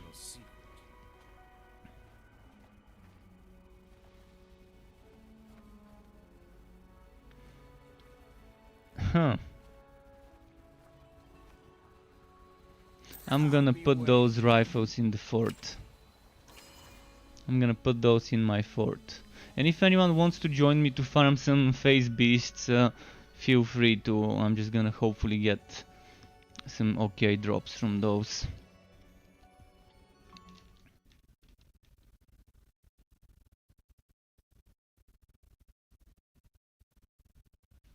And Daniel says he loved Torchlight 2, so he thinks he's gonna love it too. Well, if you love Torchlight 2, you might end up getting disappointed from this. That's been the trend. People who loved Torchlight 2 and 1 seem to think that this game is not Torchlight 2, and that's it. That's true. This game is not Torchlight 2, so don't expect this to be Torchlight 2. But overall it's a good game. I like it. I like a lot of things in this game more than they were done in Torchlight 2. For example, the enchanting. I much rather have this enchanting system than the one from Torchlight 2. Some people prefer the uniques in Torchlight 2 compared to the legendaries in this game. I much rather have this item system. It's pretty simple, and I've got the legendarium, I've got the special abilities on the legendary items, I've got mini sets, and Prezis XD, welcome to you as well. Sorry for the late reply, folks. Alright, I think I'm ready. I'm just gonna get rid of some stuff.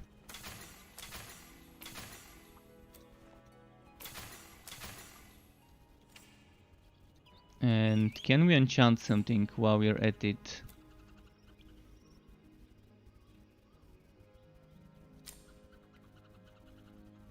Your pet has returned.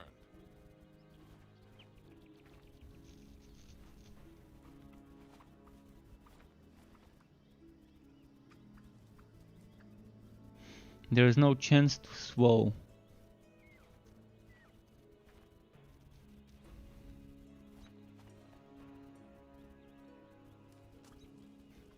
I wish I had chance to swallow.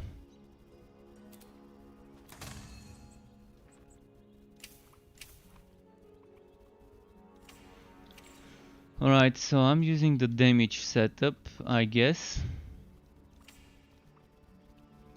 Let's go.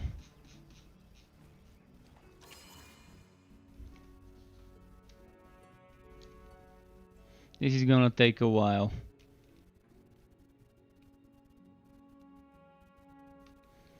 But yeah, this build would come out eventually. I'm assuming maybe not tomorrow, but the day after tomorrow I could upload this build.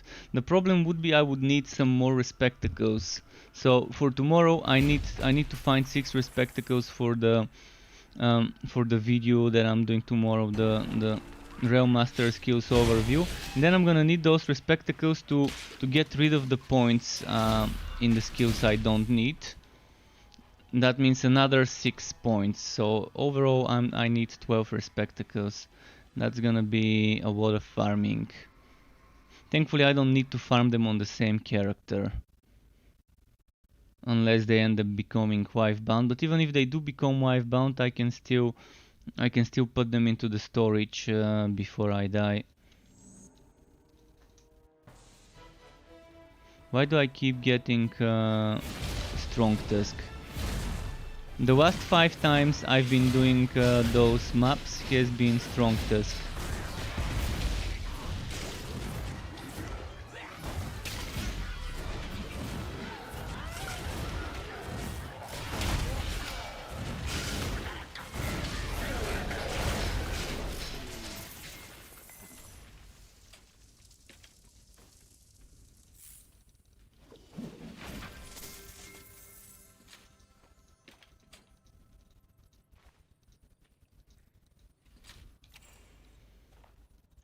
Scrolls of Unbinding, not a bad thing to get.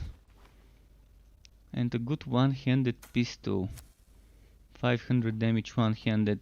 So now the question is, do I...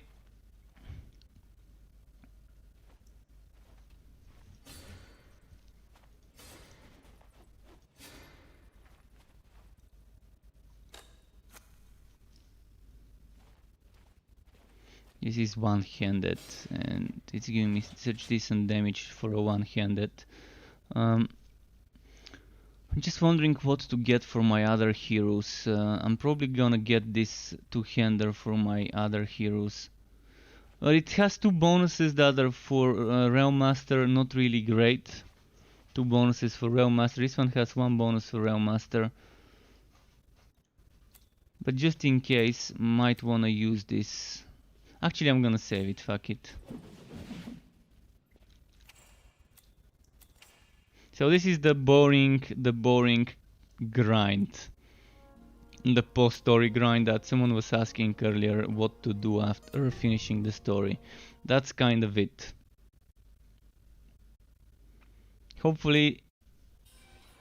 we get the new act sooner rather than later, but I'd prefer to get it when it's when they think we should get it, when they think it's ready. Even if it's 3 weeks, we can wait. But when that act 2 lands, it's gonna be super easy to reach level 46, and from there up to like 50. Up to like 50 would be doable, the same way we can get between 30 and 35 by doing the vast zone, doing Sadista. And after 50 is probably when we're gonna start doing phase beasts, just for 10 levels.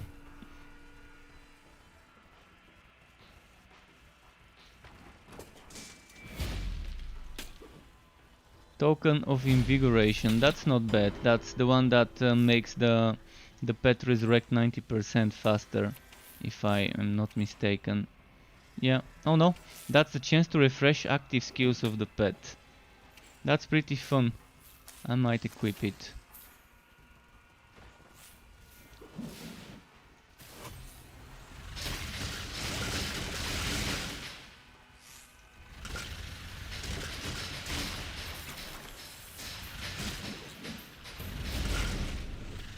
Where's those phase beasts? Come on, beasts, come on.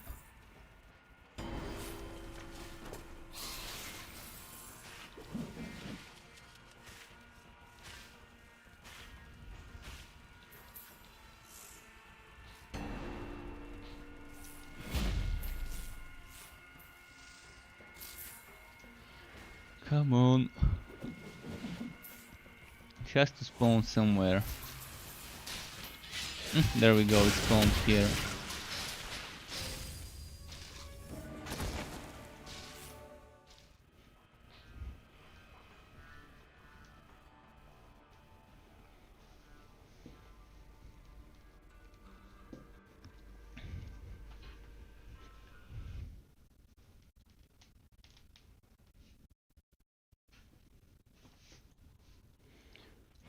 Am I gonna get Strong Tusk again?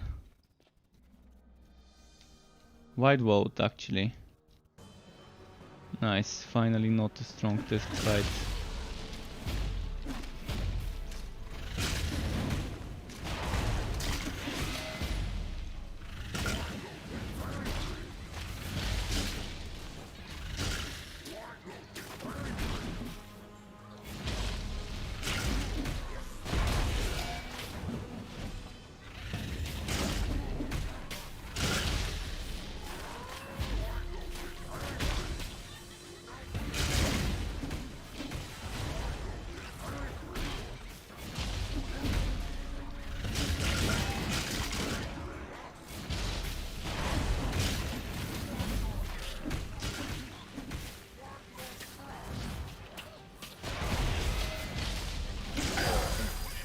Alright, and by the way, do you know, they already confirmed that they're changing the wife bound system.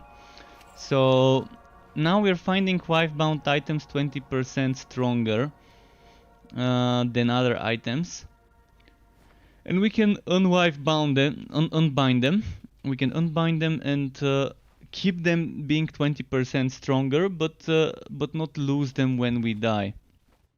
But many of you might not be happy with the change that's coming. The way it's changing is we would not be finding wife-bound items. We would be able to use Scroll of probably they might rename it to Scroll of Binding, and we would be able to use the scrolls to bind items, to make items wife-bound.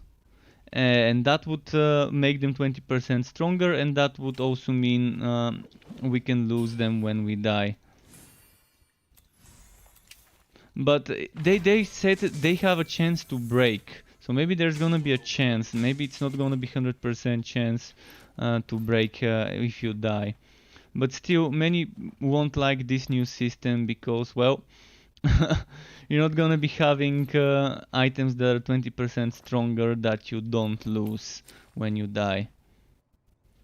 So that's the big change that will be coming soon when it comes to those items.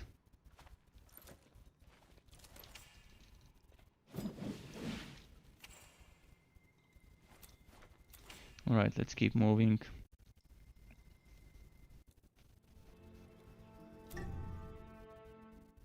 I'm gonna do some gambling quickly with the gold I've got.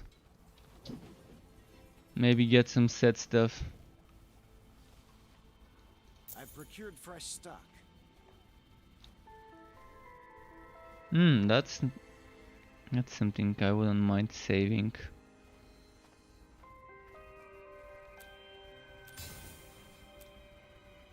Till next time. First off, what do I need the most? I think with this stuff I'm gonna get a lot of damage due to this thing being poison damage. I can experiment playing with that a bit. Okay, right now I need probably... What's my lowest level item?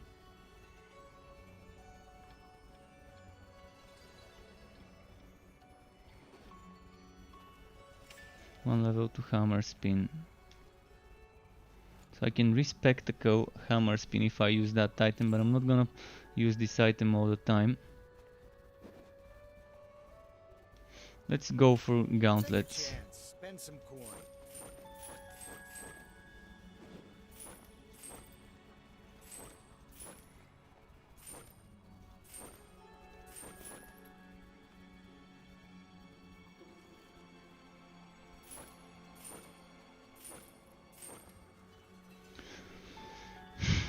Those are tempting.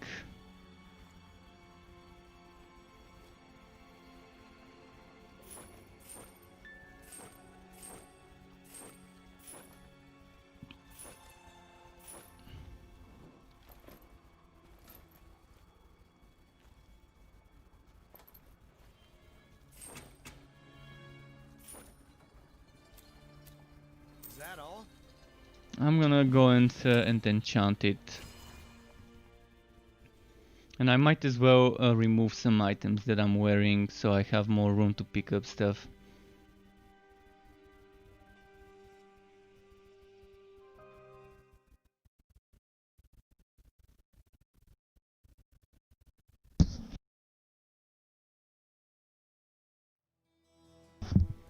Alright, it loaded in. So yeah, let's go to my Realm Master storage and see what I can get rid of.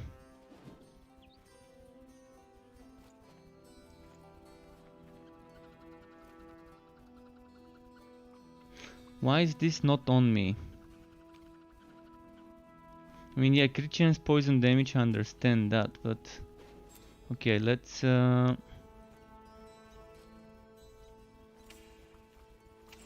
it's all shields here.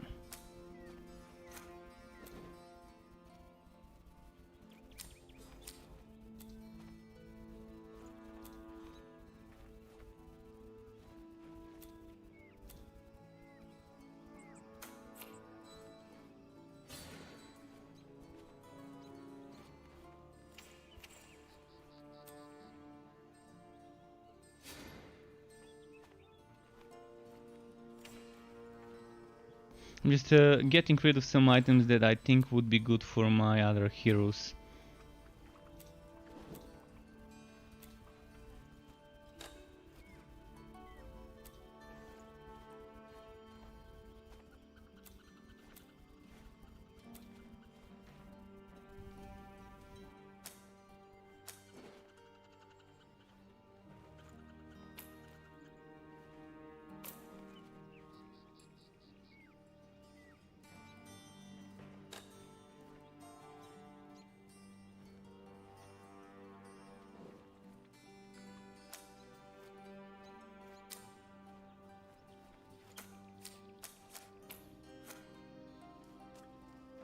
Doctor skills, yeah, I don't need that here. But this one can go in one of the... in this thing.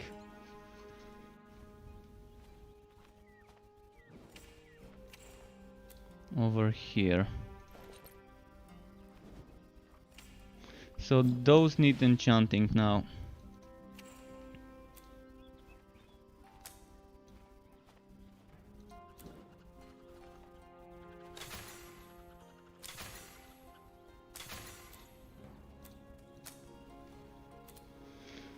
I'm gonna go for Equinox. Because eventually we will be doing the Equinox frontier soon.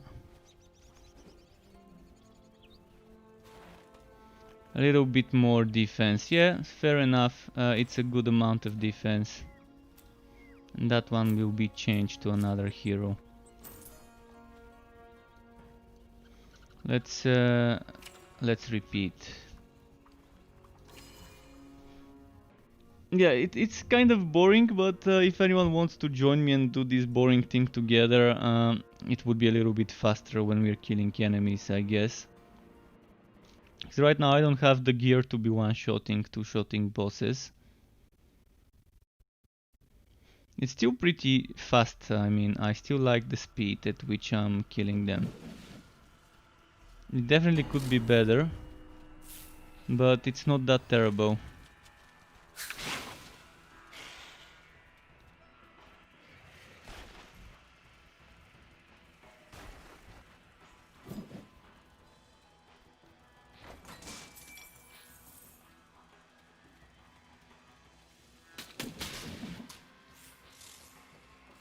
Come on, beast. The beastie boy doesn't want to spawn.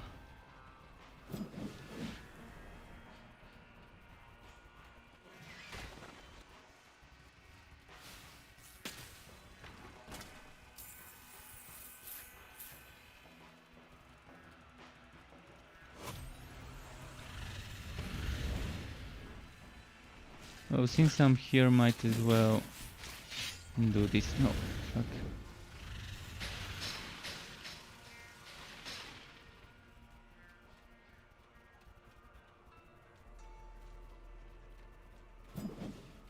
Wow, did all enemies in the map get despawned?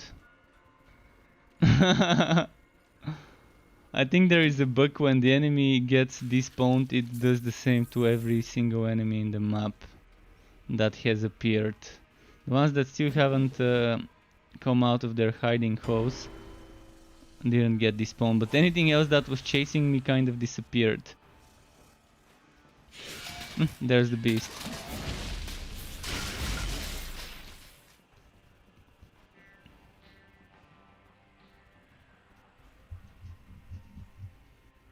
I wonder if I can get another level today. The XP is super bad. I feel bad for the person who managed to get level 50 something already. He must have just been grinding 20 hours a day non-stop. Doing phase beast all the time.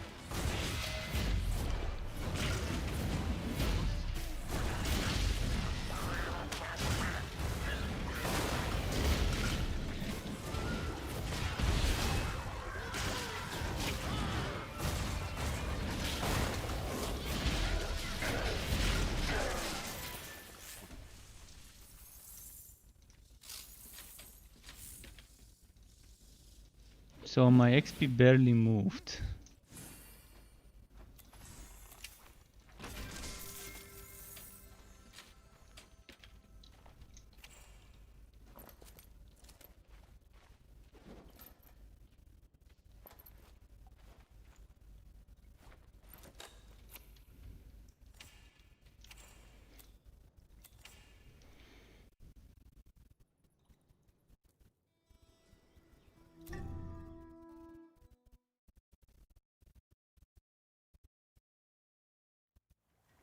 I barely saw that bar moving, wow.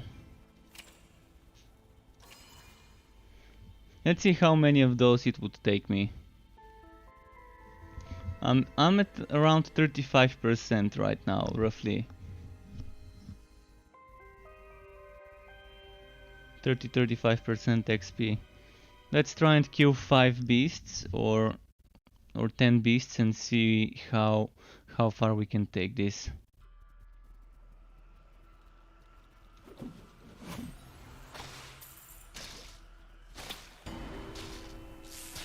It's winged.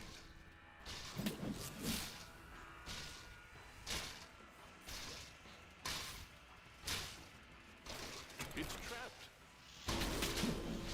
Come on. No, you're somewhere here.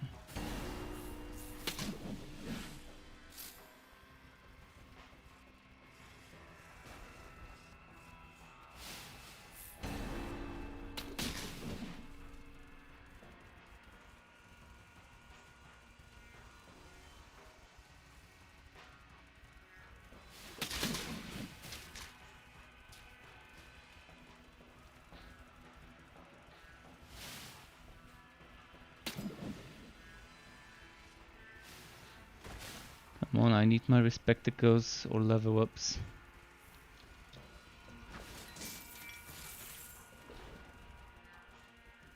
That's been bad luck with the beasts. So many of them don't spawn until like the last part of the map. I'm gonna check.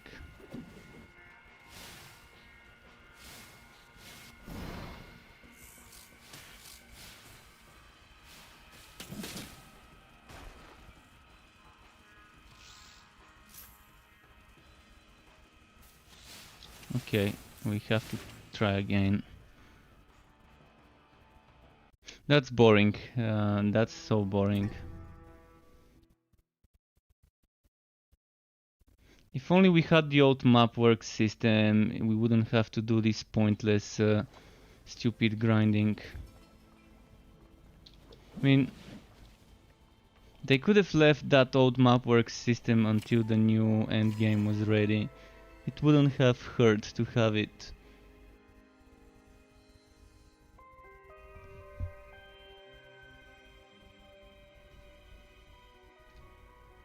It was a pretty straightforward system. Buy a map, open it, get a portal, and enter the portal. Do it, complete the mission that's inside the map, kill the boss, and then be done with it. And the mission was usually to collect some stuff or to kill some enemies, so not that hard of a mission anyways.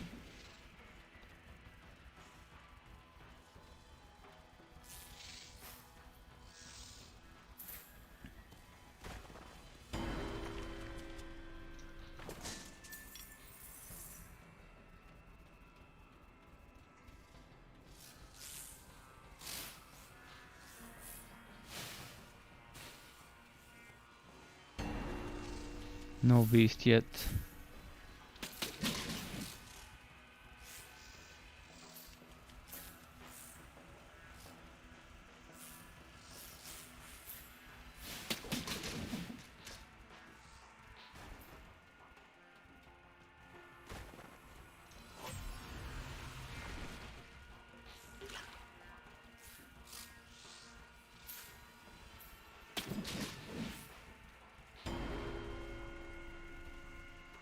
Well, is that gonna be a second map in a row without a beast spawning?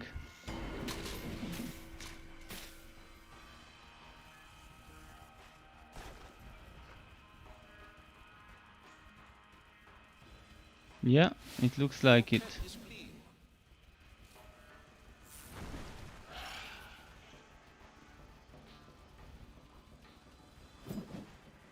Oh, finally. Oh, and this escaped. Wow. Really? Really?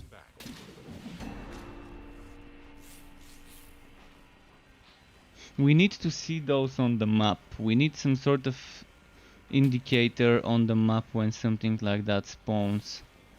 Like a purple dot. Purple dot would be more than enough to be able to see when there's one. Boring.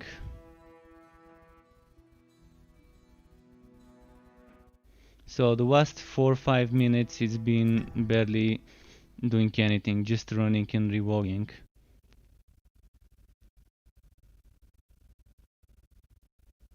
If there was an easier way and faster way to get respectacles, I would have done it. And probably spawning, probably spamming specific bosses would be better for respectacles, rather than doing those phase beasts. For example, if I teleport to...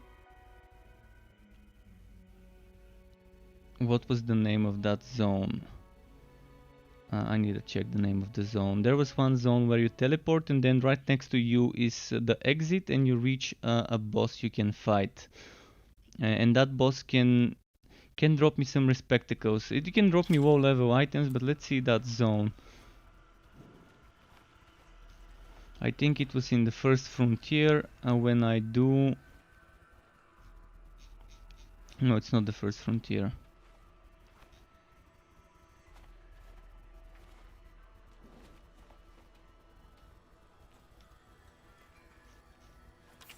I think it's actually this one. If I go to Bugswat Burrow and I go to Sunken Ruins... No, it's not that one. Oh yeah, that's it, and there's the boss, and there is the boss. And I can fight him, kill him, and then the chest has a chance to drop me Respectacles. So maybe that's the fastest way to get Respectacles. Because you're teleporting on a boss fight, which you do in no time. And have a chance to get the item. So every time I do it, I'm actually gonna be killing this boss before the Phase Beast hunt.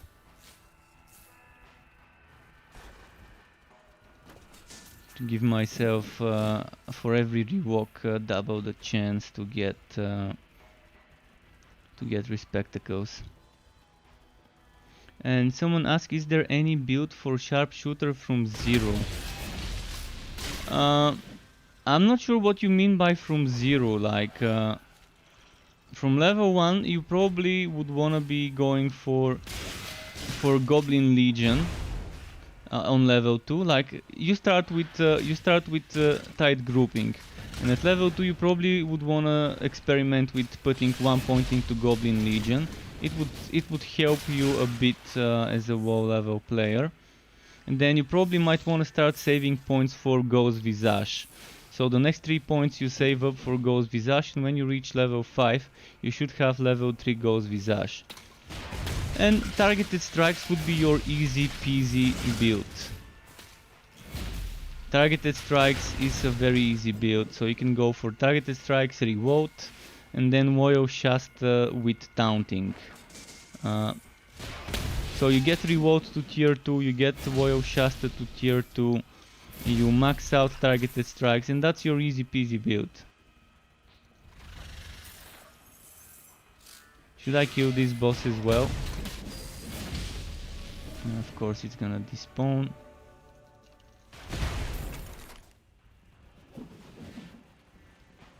Come on game, give me a fucking Phase Beast. I don't wanna do a third map in a row without a single Phase Beast spawning. It's just gonna be bad. It's gonna be the game showing me a middle finger and spitting in my face if I don't see a Phase Beast again.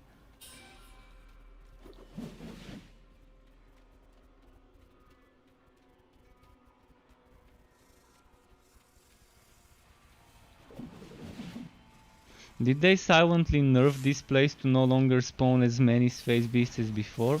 Or am I just having the worst luck one can have? 3 maps in a row, not a single Phase Beast spawn.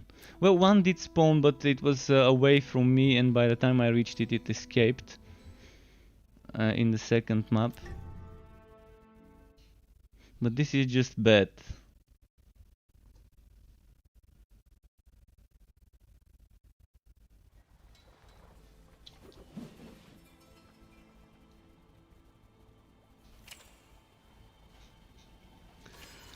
Okay, well, hopefully I get some Respectacles from the machine boss.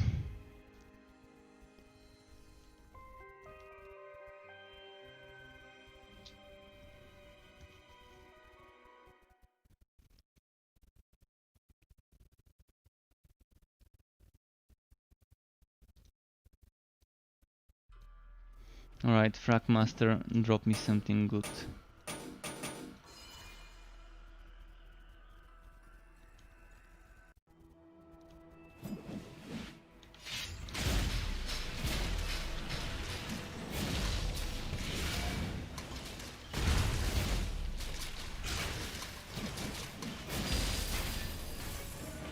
Come on, Respectacle, Respectacle. Scroll of Unbinding. Well, it's not bad. Scroll of Unbinding is still good. Scroll of Unbinding is still good.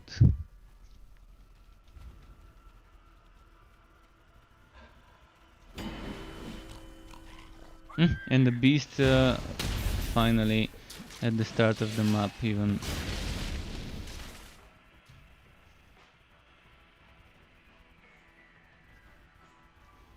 Yeah, I really wanna be testing soon a train build. So once I'm done with the slammer build, I will be testing train stuff. Maybe I might wanna wait before testing train for them to rework it, because they did say a rework for the trains is already planned. Again, yet another rework for it.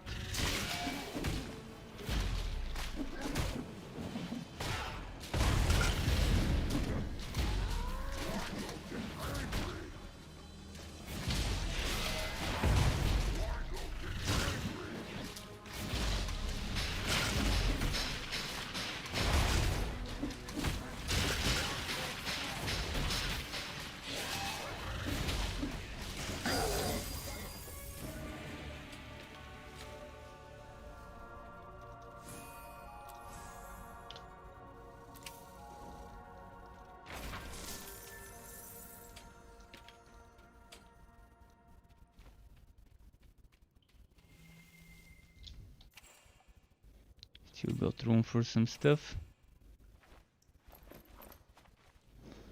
609. Two-handed.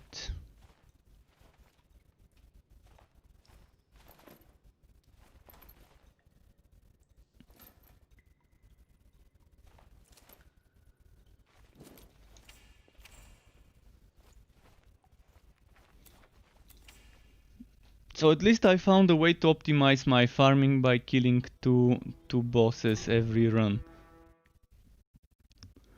With just 2 extra loading screens. Seems worth it to me. For those 2 extra loading screens to get 2 bosses instead of 1.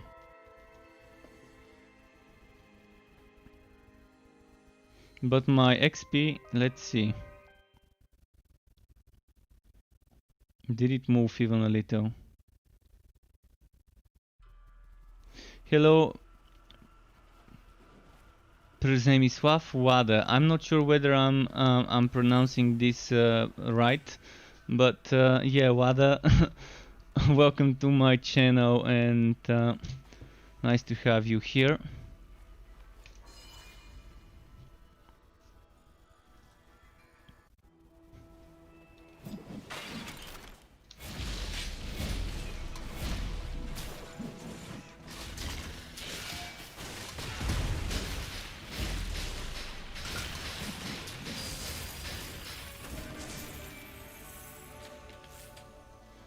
Oh, Bomb Walker, finally!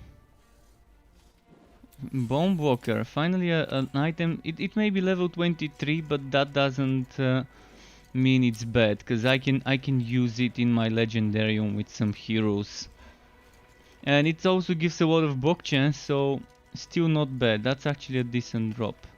Totally worth killing this enemy in my run. Alright, let's go to the portal now. And it's thankfully not wife bound, so I don't have to go to the fort immediately.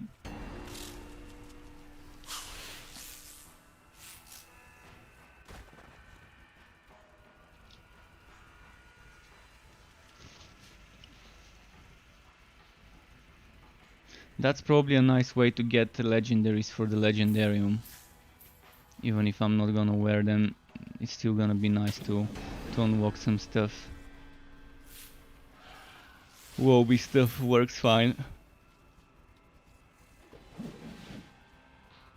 And that's the one boss you can immediately teleport to. I think there was another one, but this one is kind of like a loading screen away after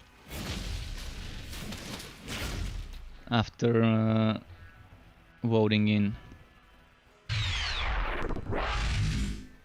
Vaco51, thank you for the follow, dude. Welcome to the Struck Pub. Nice to have you on my Twitch. Really appreciate the follow.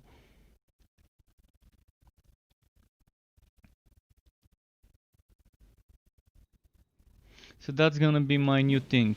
Doing Frag Master followed by a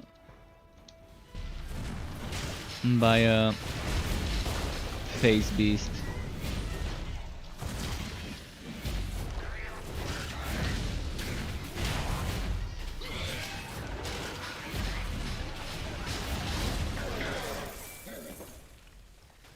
Your health is low. What's killing me?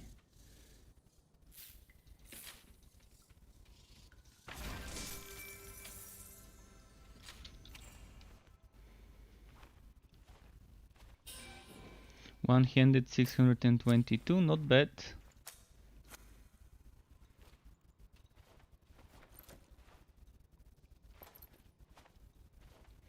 Okay.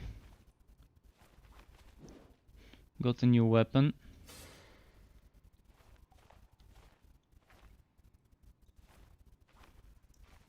Thankfully it's poison. See, the legs do give some decent DPS here.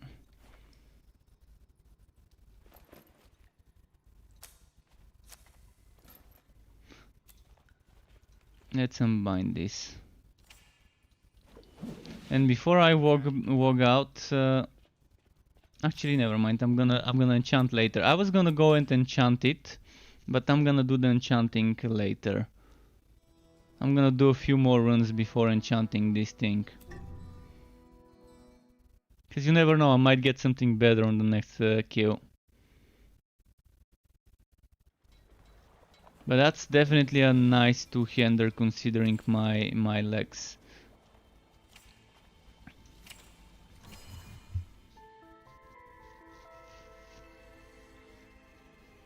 Been looking for something like it.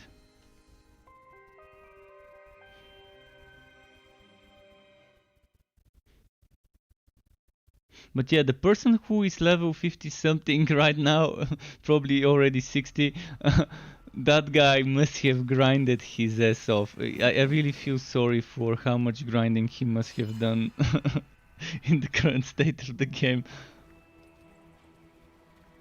And it is kind of racial profiling to say it's because he's Asian, but Asian are not known to be immune resistant to grind.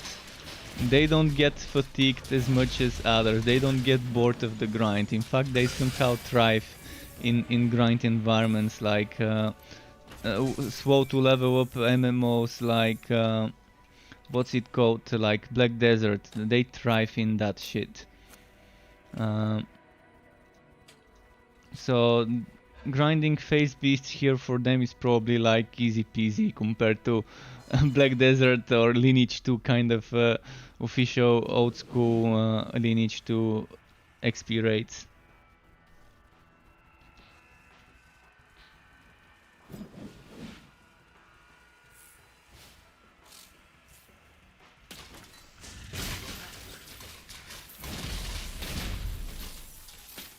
Where is that phase beast? Come on, beast. By the way, that was decent getting 2 legendary drops on that chest. Dirosa says this looks fun. Yeah, it is fun until you reach a certain wall. Right now they've removed the end game from Torchlight 3 because they're reworking it and actually not reworking. They're creating a completely new end game system. And right now that is missing from the game. And once you finish the story, once you finish the first 2 acts, the 3rd act is currently missing because it's getting improved. But 2-3 weeks from now we're getting Act 3. So until then it's pretty boring. Until then you finish the game and it's fun. You have a lot of build variety and build diversity that you can experiment with. But that's gonna be level 35 builds, unless you wanna do what I'm doing right now. What I'm doing right now would allow you to reach up to level 60 if you want to, but it would be super boring and painful if you hate grinding. If grinding is not something that scares you, then then there's stuff that the game can offer you. I mean, just give it 2 months and probably we're gonna get the new endgame mode. If they're slow with the new endgame mode, maybe 3 months, but I'm assuming within 2 months we probably should have it. If they're adding Act 2 and Act 3 and the contracts, I mean, in 2-3 weeks. And yet another map without a phase beast. I'm gonna go to my fort now and upgrade my item. But this game has a lot of good stuff in it. I have a 90 minutes, hour and a half long beginner's guide, extended beginner's guide, and even that hour and a half was not enough to talk about everything. So I didn't talk about certain things like the gambler, and there was something else I remembered yesterday that I forgot to include in my guide. So there's definitely a lot of things in the game, a lot of systems. Just this fort system by itself is amazing. There's that enchanting system which I'm using right now. I'm dismantling, salvaging items to get essence, and then this essence I'm gonna use to enchant some items with that green and blue essence.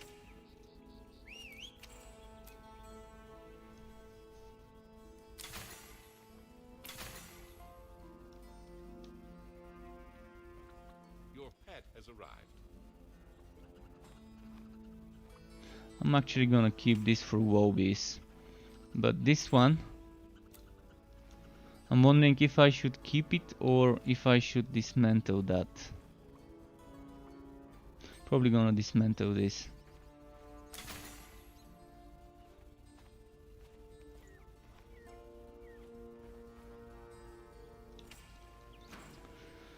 So let's transfer some Wobie stuff here.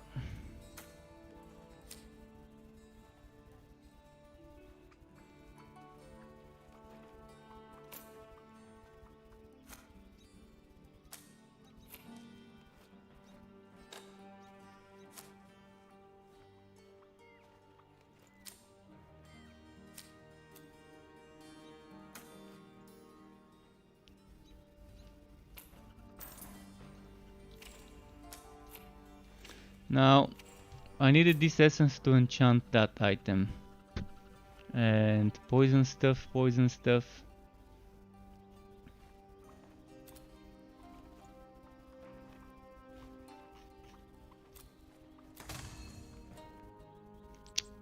No. No. Well, can't have it all. Can't have it all. I really wanted crit chance or crit damage or physical damage. Although poison damage probably would be better. Next time I'm gonna try with the poison damage and might end up getting something good out of it.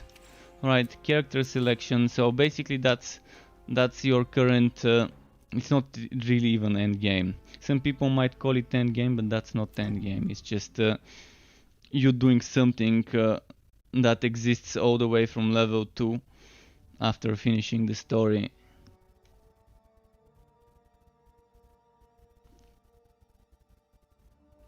Maybe post-story grind, that's what I would call this, the post-story grind. Oh, yes. But that's not how the game is supposed to be played, so eventually, as I said, soon this would not be a problem. Soon we would be able to get better stuff. And better XP and level up easier. Can't wait myself, but I'm seeing how many people would get bored of this. How many people would stop playing the game for a few weeks until some updates start fooding. They're gonna be patching maybe one patch every week. Maybe more, including hotfixes. But there will be mainline patches and stuff, I'm assuming every week.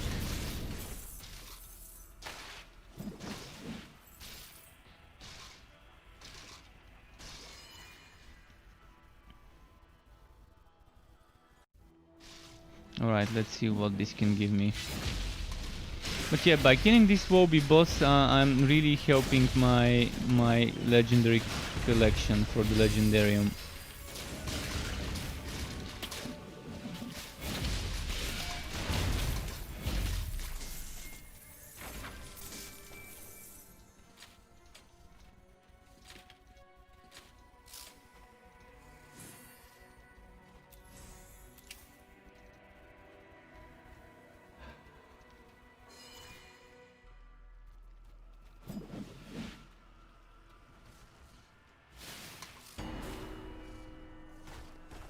Beast, come on, Beast. Where are you, Beast? Trying to make sure I'm not missing phase beasts. So I'm giving them some time to show up when I pass through.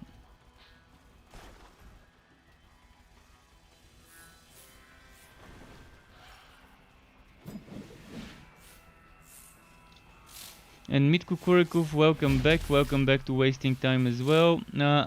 Regarding server problems, I've not had any recently. Other than the monsters rubber banding and so on. But this is just netcode issues, I think. With some people there's just some rubber banding, especially when you're playing with multiplayer, which again is server related stuff, but it's not the disconnect issues, it's not the issues people had on the first week. I'm not getting disconnected at all for the past few days. So I don't have the problem where I'm traveling and voting and I get disconnected. But there's in the official Discord channel there's a frequently asked questions, and over there's a list of known issues, known things that they're working on. And over there you can see that in 2 to 3 weeks from now they're planning on releasing Act 3 for everyone to try.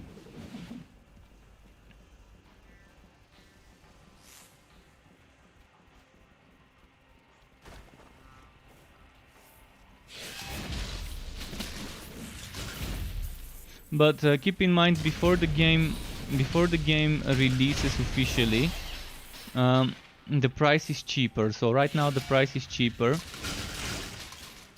So if you don't want to rush with buying the game, there's still gonna be time before it launches officially, before it's completely considered released. So maybe in 1 or 2 months, when we get that endgame content, you might want to revisit and reconsider whether the game is worth your time. If you don't like what's in the game right now, you might end up liking the game later. I'm personally liking it. I'm personally having fun because I can experiment with different builds, and right now I'm just farming some materials. I'm not doing this right now for the leveling up. I'm doing this because that's easy bosses, and I need those materials to respect this hero. I need to remove 6 points from this hero so I can learn those skills and have 1 point into every single skill. And once I have 1 point into every single skill, I'm gonna make a video and then respec again. So I need 12 respectable points, which is a lot because I've only got 1 in one of my heroes, meaning I need 11 respectable points. That's a lot of respectable points. If I don't get those respectacles today, the Realm Master video is not gonna come tomorrow, the skill overview. Or if it does come tomorrow, I'm gonna have to be leveling up a hero all night and not sleep, which might be my choice, I guess. I mean, if I don't get enough respectacles, that's gonna be my only choice. So I can release the video tomorrow.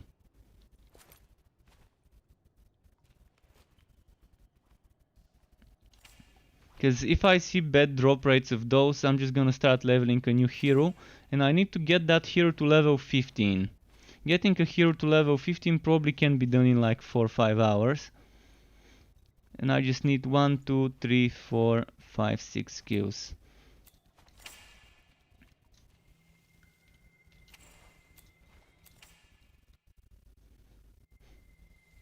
But I've leveled already 6 heroes. 6 heroes to like level 30 something. And that's why I don't feel like leveling another one right now. Later for sure.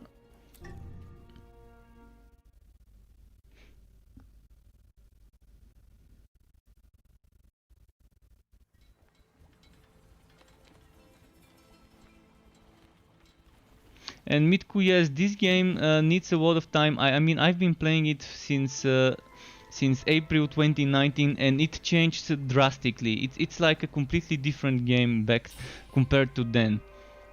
Even visually, some of the zones have changed so much. It used to be Act 1 used to be goblins, oh, more goblins. Well, I heard you like goblins, here, have some more of those. That's what Act 1 used to be before, mostly goblins. I mean, it was Torchlight Frontiers now with more goblins. That's like a joke that the developers used to make. That's how it used to be before, and they reworked this. And the Hybrid Frontier has also been reworked to include more enemies, not just Hybrid, but also to include undead, to include infected goblins, to include Netherim, and so on. The game also had a day-night cycle, which it still has, but when night came, you used to stop seeing goblins in the Goblin Frontier, and you used to be seeing undead enemies and Netherim. And in the Hybrid Frontier, you stopped seeing Hybrid during the night, and you used to see skeletons and Netherim spawning. That was a very bad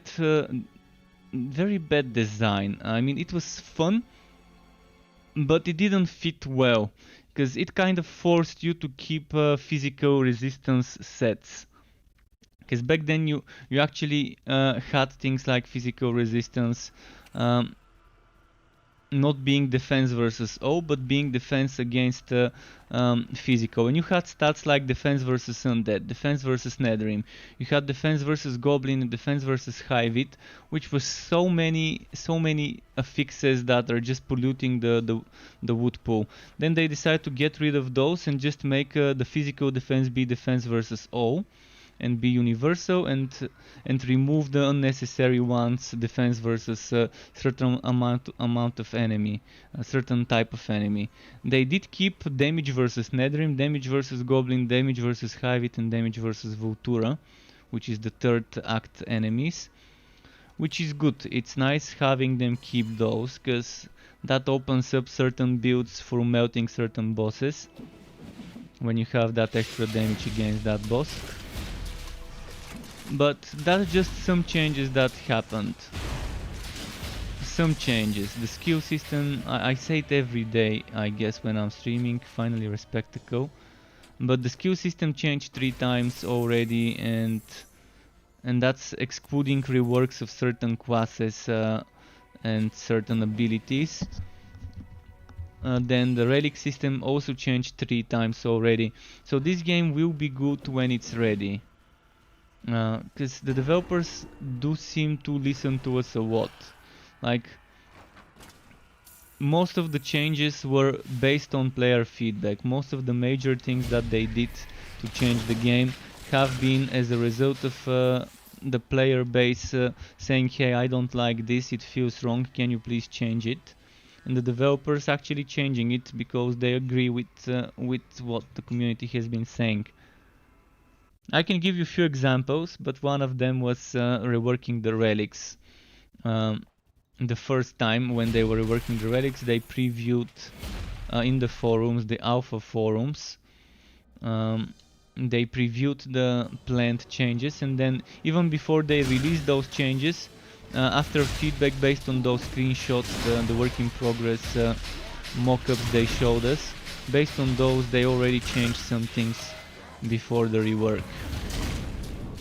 But of course that eventually ended up getting those relics reworked again, and they're getting another rework. They're getting a 4th rework soon, the relic weapons. Maybe within a week or 2 we're gonna see the relics getting reworked again. Oh, 2nd Respectacle. Since those are wife bound and I've got 3 of them, I'm gonna actually chuck them in my fort, so I don't end up losing them, which is gonna be painful if I end up losing those Respectacles. That was a very good run. 2 bosses, 2 Respectacles.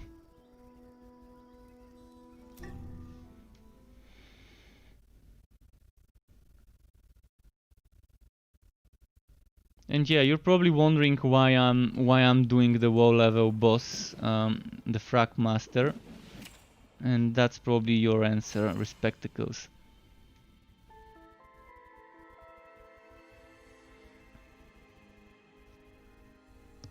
If I was doing this just for the XP, I would not be doing that boss, and I would just be going straight for the Face Beast. So 3 more Respectacles, and then the other 6 I don't need to farm today.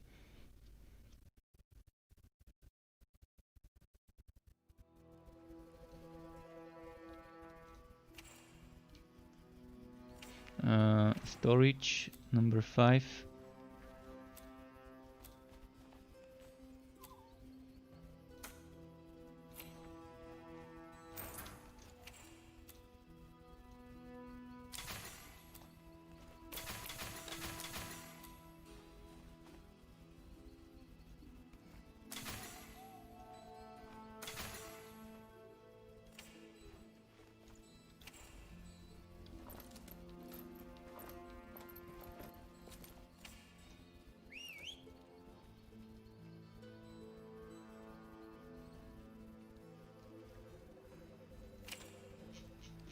Alright, Pet has arrived.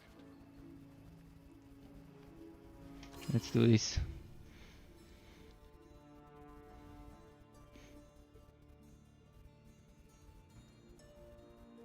But yeah, again, to anyone who might not have heard earlier, it's an early access game. So it's definitely not gonna be to everyone's liking, but I'm really enjoying what I've done with all the classes so far. Especially today when I was playing my White Mage, and I had 3 pieces of the Celestial set, and I had the double buff from the gauntlets. I was doing so much damage. Oh, I think I just saw the Face Beast. Let's kill it before it disappears. With those 2 buffs, I was having so much damage at level 25, 6, 7. It was just pure bliss. Finally doing super high damage on a Wobby character for once. Of course, I needed the Celestial Gauntlets, and I needed 2 more pieces to get all that damage. But it was nice.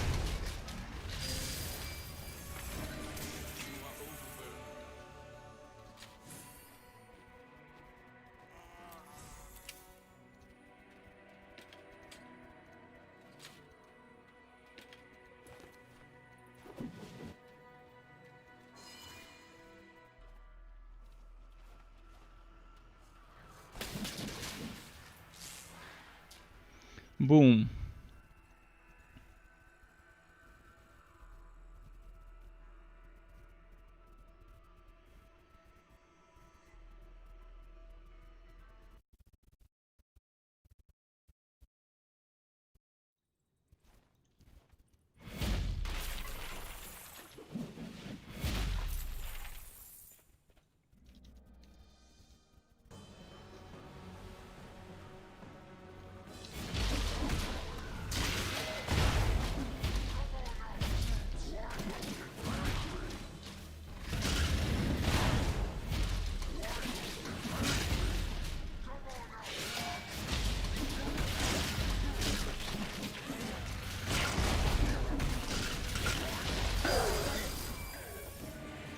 Okay.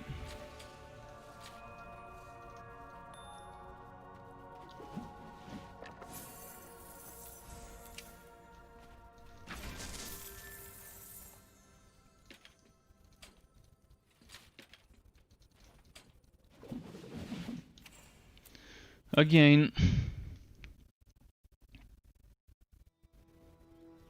it's gonna be a long night of farming Respectacles.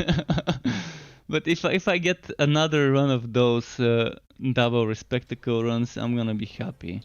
That's gonna put me at 1 left if I do.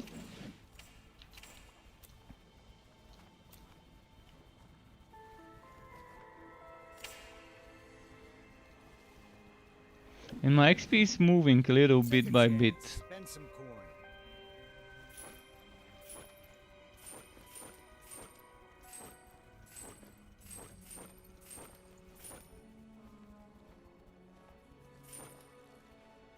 I'm gonna start selling a lot of stuff because I'd rather save up some money for Gambo right now. Is that all?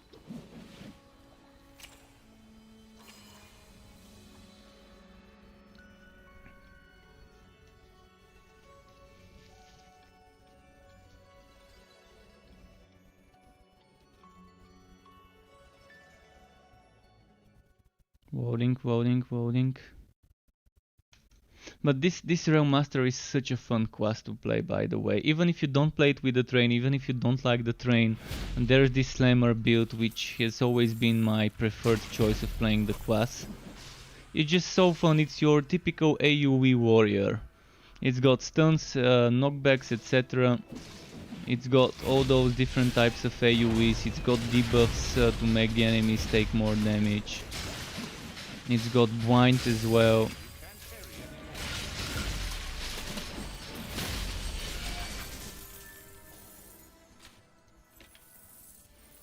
Another scroll of unbinding? Yeah. And hopefully it's not a wife bound scroll. No, it's not. I can keep it then.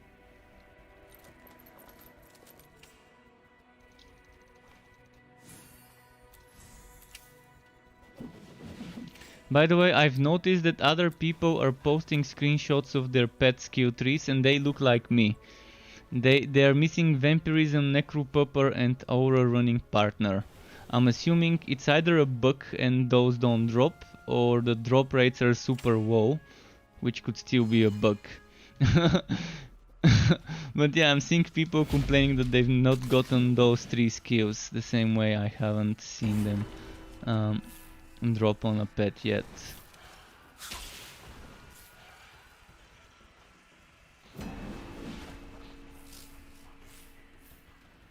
So it's at least good to hear that it may not be just me having bad luck, but it being a glitch if it's me and many others who are missing the exact same skills.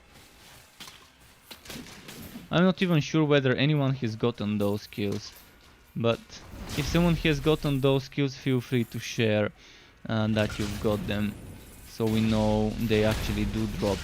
I mean, I've gotten Running Partner before, in the alpha and in the beta. Running Partner is something I've had. And Necropupper is also, I think, something I've had before, if I'm not mistaken.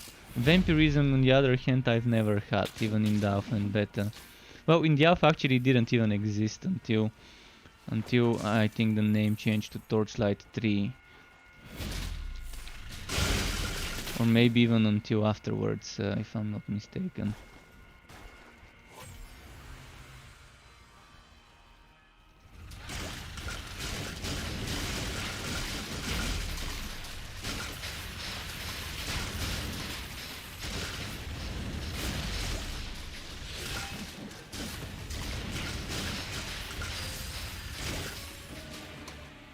I'm gonna check this chest. Maybe there's gonna be a receptacle or something.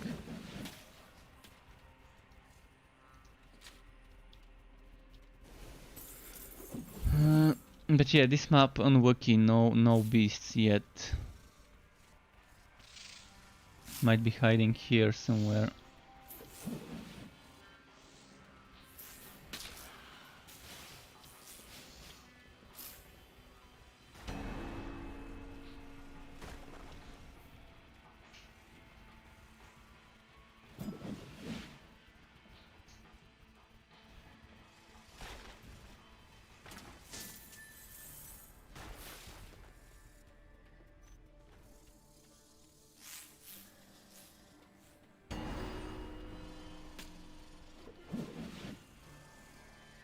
I guess no beast this map. Well, no beast, but at least I did get a Doom Pipe. Please tell me it's not wife bound. Yes, it isn't.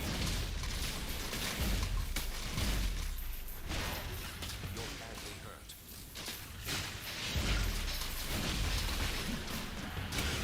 Strength is returning. Might just finish that fight. Who knows what's gonna drop.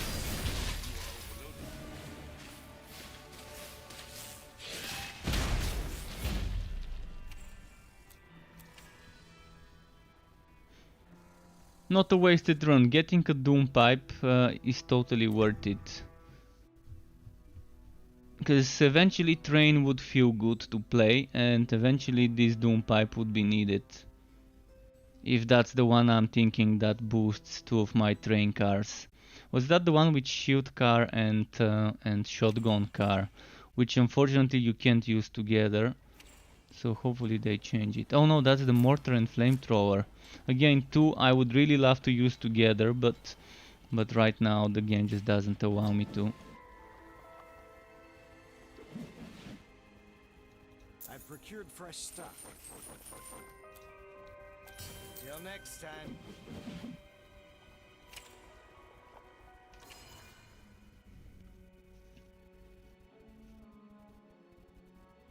Well, at least I know not every time I do the map there's gonna be a phase beast.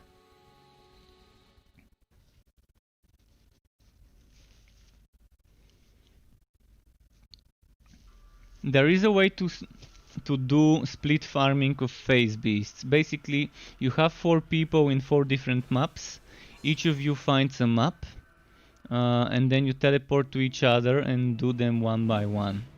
Like everyone leaves like a portal or something over there, teleports to the other person, then back to your portal after the map. And if you can do it under 5 minutes before the maps reset, you can do 4 phase beast maps at one rewalk. But the problem is you're gonna have to find a way to get those phase beasts to spawn quickly in other zones that are not Bugswat Burrow. And I think there aren't that many other zones that would be this easy to spawn a phase beast.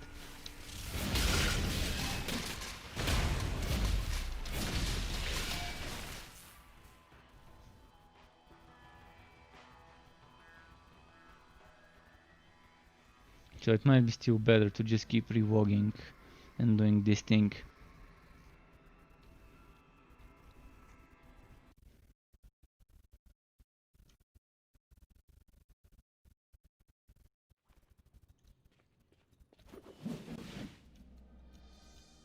Come on, drop me some respectacles, I know you want to.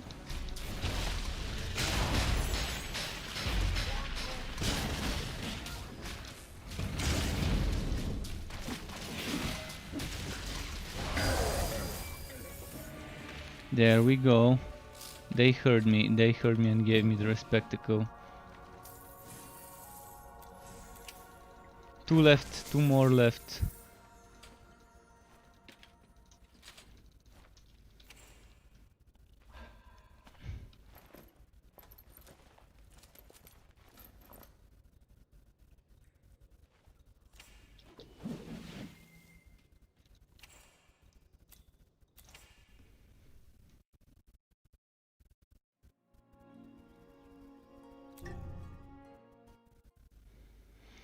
And Becoming says, hey there, thanks for all your Chaosbane content. Picked it up last weekend with a friend and we've been having a really good time. I'm glad to hear that you're enjoying my Chaosbane videos.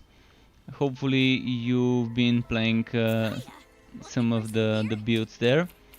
By the way, feel free to share which builds you're playing if you want some suggestions. Because, for example, my Bragi video doesn't say it, but right now, instead of Ultimate Carnage, you might want to be using that other axe. What was its name? The Victor's Tribute. If you're playing a Slayer, or if your buddy is playing a Slayer and he's using my Crit Monster setup, the Crit Monster 3.0, he might want to be using Grudge Holder together with the Victor's Tribute. It's the better option, the better choice. But yeah, there are some nice things to consider. I've also started uploading my build videos under text and image format as well, for those who prefer to read rather than watch the videos. After getting many requests, I decided to just do it if people are interested.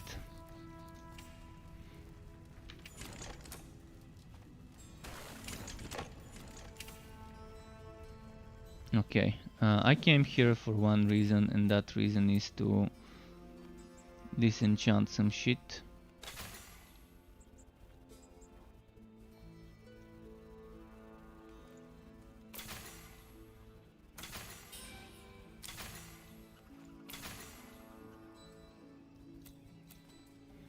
And to do this. So do I go for poison now? Okay. Okay, I mean that's not bad. I'm swallowing targets and I'm poisoning targets. So that's kind of a lot of crit chance. Not too shabby. I mean right now I'm at 44 crit chance, and with this one I'm maxing out my crit chance, I think, with this one. Because this slows enemies and this poisons enemies. So yeah. Crits galore everywhere.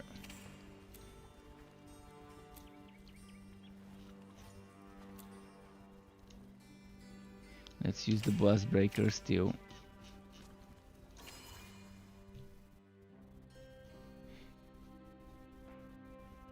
That's gonna be a lot of critting. I mean, even right now I have plenty. 44 is a lot of crit chance in this game. I remember back in the day when I was happy getting 33% crit chance. But things changed. You get much more stats now. You get enchantments which didn't exist then. It's trapped.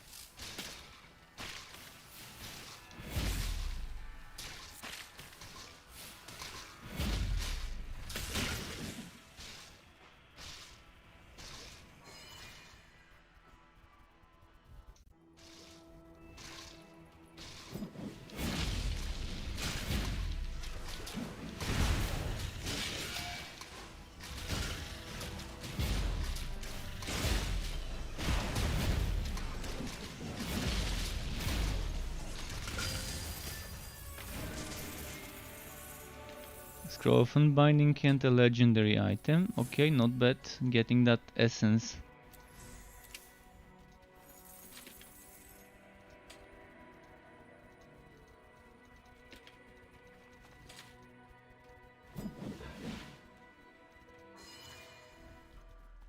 What's my pet, by the way, set up for defense? Let's do damage. Actually, I do have the damage. Alright, what's missing? Healing Friendship is missing.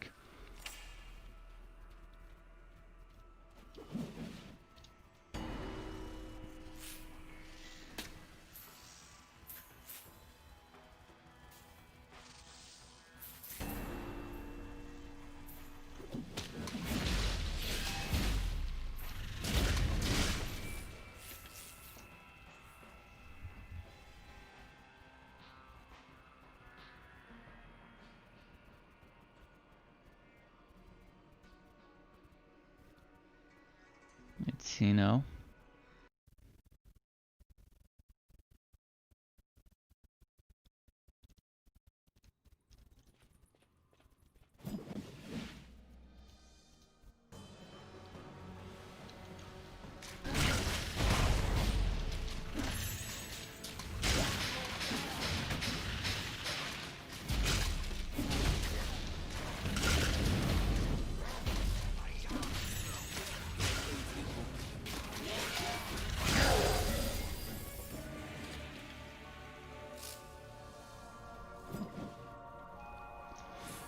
Okay, release. Actually, I don't think I've got this type of wolf with the green. Might as well keep it.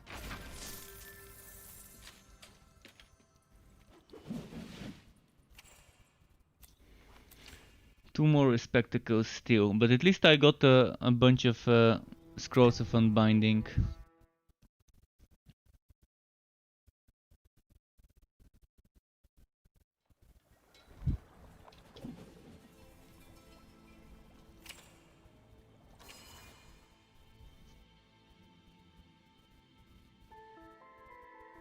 But I really would have preferred damage instead of those crit chances on this greatsword. I will be trying again later to hopefully get poison damage or something other than the crit chances.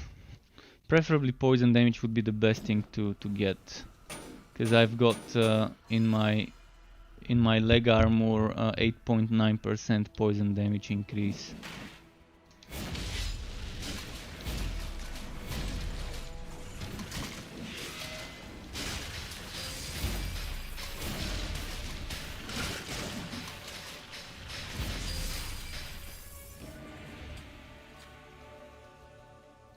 Your pack is too heavy. Hey Dragon Hell, it's nice to see you, haven't seen you in a while. How have you been, dude?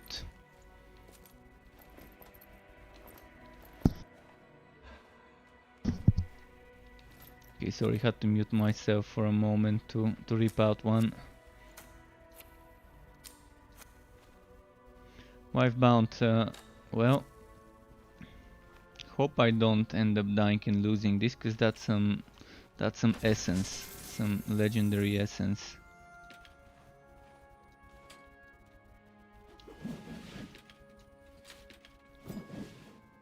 Is this game worth it or not? Well, you're kind of sick. Well, get well soon if you're sick. As for the game, for me it's worth it, but for the majority of the people on the internet that have been posting reviews, the game isn't worth it for them. So I don't know what you would want in a game like this, but right now I can tell you the end game is missing. It's gonna come in 1 or 2 months. When they add it, they remove the current endgame system from the beta and alpha, and they're adding a new, much better, very nice endgame system. It's coming soon. Exactly when I can't confirm, we don't have a date. But for now it's kind of a very boring grind after a certain point, after you complete the story. And the story is not completed because they removed Act 3, which we were playing in the beta and alpha. They removed Act 3 and they removed a certain reward system that was like a free battle pass where you get constant rewards. The contract system, that was also removed. So those are coming in 2 to 3 weeks from now. Act 3 and the battle pass system. It's not gonna be pay battle pass, it's just free. Nothing that separates people in premium or free users. It's just a regular system that allows you to do certain things like killing elites or completing quests to get fame, and this fame gives you fame levels, and fame levels give you rewards for each level, and you'll reach 30 contract levels, and then you can start from 1 to 10 and keep repeating. So each contract has 30 levels you can complete, and once you finish those 30, there's additional 10 levels that you can keep repeating. 1 to 10, 1 to 10, 1 to 10, and so on. So that's like an additional rewarding system that will be coming back in 2 to 3 weeks when Act 3 returns. Finally. So right now the only thing that we can do is, it's not even end game, but the only thing we can do after completing the story around level 35 is what I just did, killing this purple beast. It spawns a portal, you go into the portal and then you kill a boss and then repeat. It's pretty boring if you ask me, but at least I already have 6 heroes, 6 different heroes with different builds on all of them. I mean, I have 2 mages, 2 forges, so 2 mages, 2 robots that are the forged, 1 realm master and 1 sharpshooter. And eventually I'm gonna make another realm master and another sharpshooter, and I'm gonna be having a lot of fun experimenting with builds. I really like what the game can offer right now. Apart from the boring grind after level 35. But if you just play it as a level 35 hero, there's a lot the game can offer, a lot of different legendaries that allow you to play different builds. You've got plenty of skills to include in your build. You've got relics, which are another kind of type of skills, and active and passive as well, not just procs. So yeah, there's things that you can configure and make a fun build. In general, the game is balanced in such a way that regardless what build you play, even if you play the shittiest possible build you can think of, you're still gonna be able to complete the hardest content as long as you have the best items you can get. So you're not forced to play a specific skill only because the other skills suck. It's not like Wosen, where you are kind of getting forced to play certain skills because the other options are much worse and can do the best content you might want to. It's just very gear dependent. You really need good gear to be able to kill stuff quickly and easily. I mean, there's builds that can one-shot bosses right now. There are builds that can one-shot bosses, or not one-shot, but let's say 1 second, one burst bosses. But even if you don't play a build like this, you're still gonna have fun, and the game won't be like too easy if you play a non-meta build. It won't be too hard, but it won't be too easy.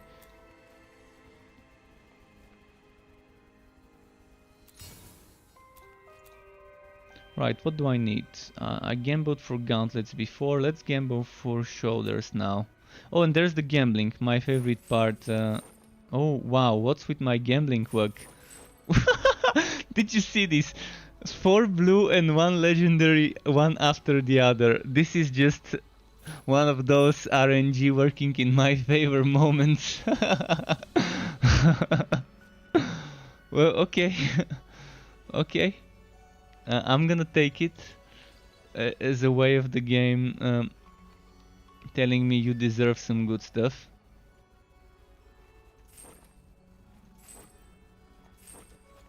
Is that all? So let's remove this crit damage and get this extra block chance, defense, poison defense and cooldown. There's even crazy builds where you get the cooldown of this skill to 0. I've got it at 0.7. If I had another item that gives me faster cooldown for relic active skill, this can be 0.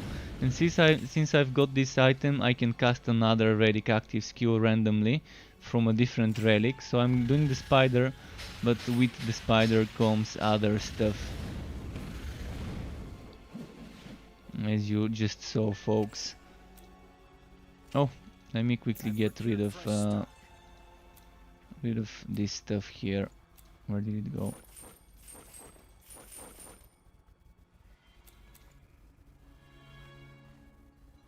Probably gonna keep this and put it into the storage. This one I'm gonna sell though.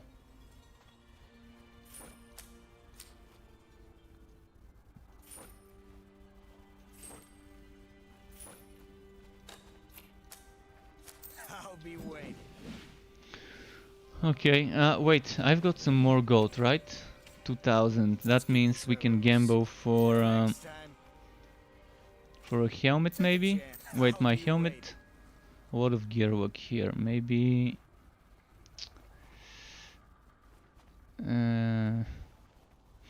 Alright, let's go for a helmet.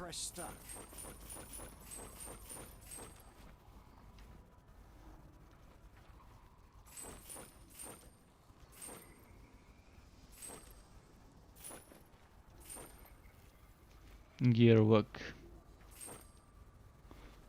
Yeah, it's not that much better.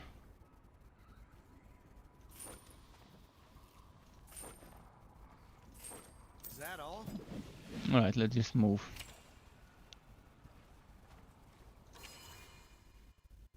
And Andres Lexel says, hey, what is it that make the ice cone mountain thing and the giant fiery sword? So those are other relics. The giant fiery sword, you need the flaming destroyer relic to use it. Or the egg of wonder like me. Like the egg of wonder is the thing I just showed you. This means when I use my relic active skill, it's missing the word active here. You cast another random relic active skill. So I'm using the spider, it does the bleeding sword. Using the spider, it does the whitening. I'm doing the spider, it does the ice wall. The wall of ice. I'm doing the spider, you can see. So So those are different relics, and the ice one is called Cold Heart. So you might want to get the Cold Heart to get the Ice Wall, and you might want to get the Flaming Destroyer to get the big sword. Not Dank, thank you for the YouTube sub and helping me grow my channel. Welcome to the Struck Club to you and to anyone else who is watching, even if you're working down there in the background somewhere in the chat.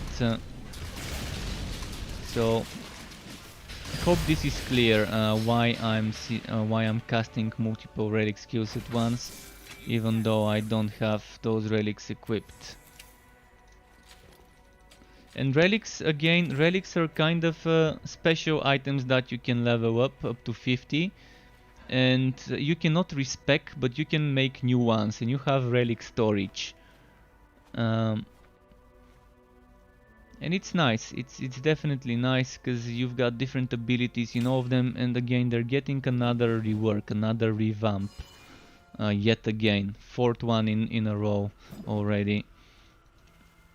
They're trying to make all other relics feel as good as the Flaming Destroyer, which is weird because the Flaming Destroyer is not, in my opinion, the one I like the most.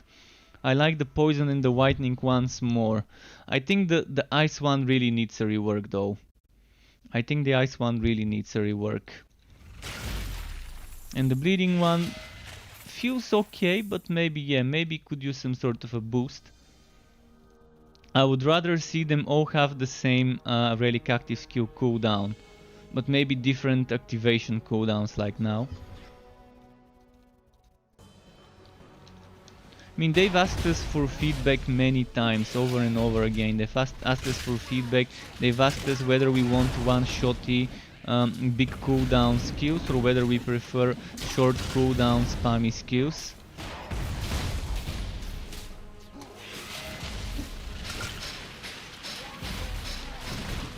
And I'm sure some people would prefer a relic that has a bigger cooldown, but it's like a huge nuke that you can just unleash on bosses for a ton of damage.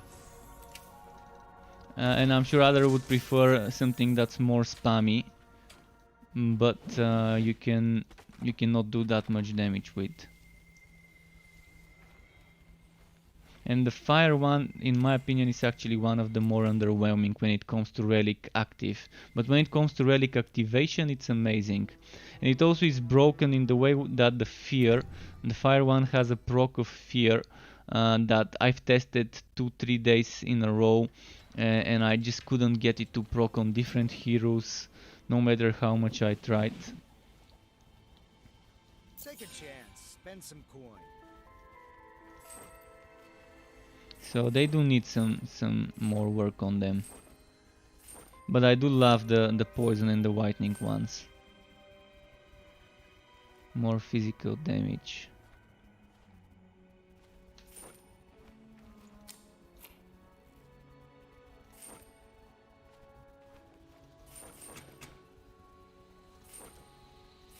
I'll be waiting.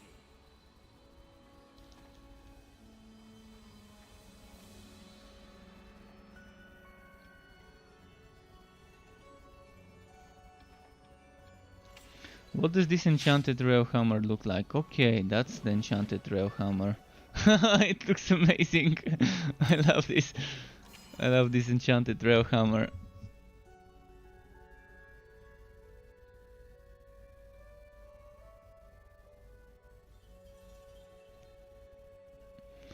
And it's said that there's so many negative reviews on Steam. It's very sad that this game has so many negative reviews on Steam from people who don't know what early access means and stands for. And they're just people who are playing Path of Exile and Diablo fanboys, or one instead of both at the same time, and that are just plainly, for no valid reason, giving the game bad reviews. First of all, this game doesn't even need to be reviewed until it's launched. I don't think early access reviews should exist. I mean, maybe comments, okay, but that whole rating should be removed for early access games. That negative, positive, and so on reviews on Steam should only be allowed to people who have spent 20, 30, 40, 50, maybe even 100 hours in an early access game, and without a rating attached to it until the game launches. Just a moment, I need to plug my charger in the headset.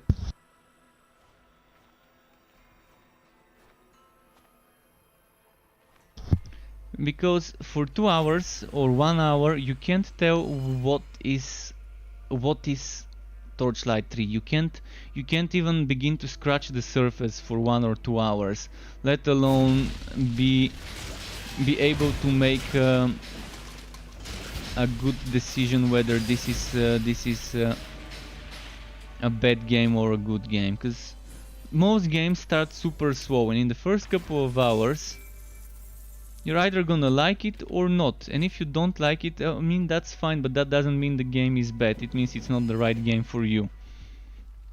And I've had many cases where I would play a game in the first couple of hours and just stop playing it, and I've refunded the games not many times, a few times on Steam after less than 2 hours before the refund period expires. But I never left bad reviews because I just realized they're not bad games, just games that are not right for me. And for early access games, I don't see a reason why people are allowed to be reviewing those.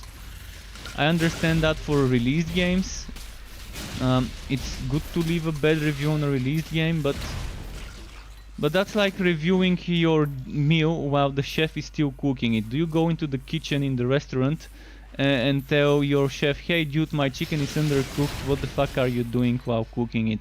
Why is it not ready yet? Why is this chicken not cooked yet? Fucking chef, you can't cook. This chicken is still running around. Why is it still alive? You don't do that. You just don't do that with your meal when you go in a restaurant. So why are people allowed to review early access games on Steam? You might ask Gaben or Gaben. I'm not sure how this is pronounced. And this really hurts games like this. See, Wosen, for example, got negative reviews and bad press, but Wosen got that after multiple years of early access and dropping the ball and making a very bad launch. And this was purely bad decisions from someone on the marketing team or on whatever team on the development team, thinking that the game was ready for launch for Wosen. And I don't like talking about this, but I've talked about this many times, how people keep comparing this game to Wosen, where Wosen had multiple years of early access before they fucked up and rushed their launch and launched a beta. Whereas this game just started its early access and it just doesn't deserve all the bad press it's getting. You didn't see 4 or 5 years ago people giving Wosen bad reviews on Steam early access, when the game was atrociously bad. It had a much better vision as the current Wosen, because it had an open world and it really looked like a promising game.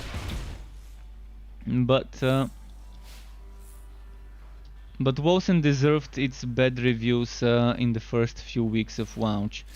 Not the ones for the connection issues, because connection issues are kind of a common thing, but the ones about the lack of build variety, about the disbalance and all of that.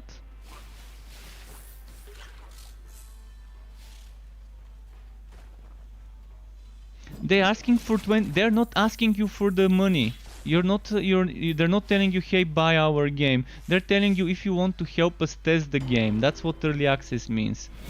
They're telling you, if you want to help test our game, which is buggy because it's in early access, you can pay and get your opinion heard and help us make the game better. And that actually is true. They really are listening to the people.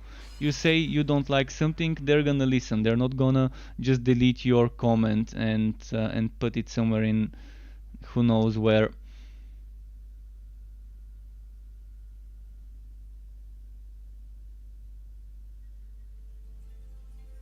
But with early access, it is what it is.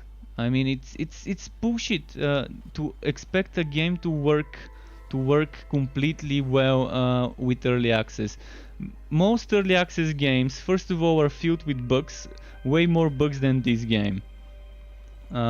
Second of all, early access is the phase where you would see servers getting stress tested. Some games do open public early access stress test weekends. The not so popular games, the games where you want to get people to stress test your server for free. But no one is making those people buying the game during the early access phase. Connection issues are normal. There hasn't been a single online game that has a big following which didn't have problems. Diablo 2 had problems with the Battle.net servers when it first launched. Most of the MMOs had problems on their day 1, day 2. I mean, I haven't played a good big MMO without server launch issues, and this is not even an MMO. This is just an online hack and slash game.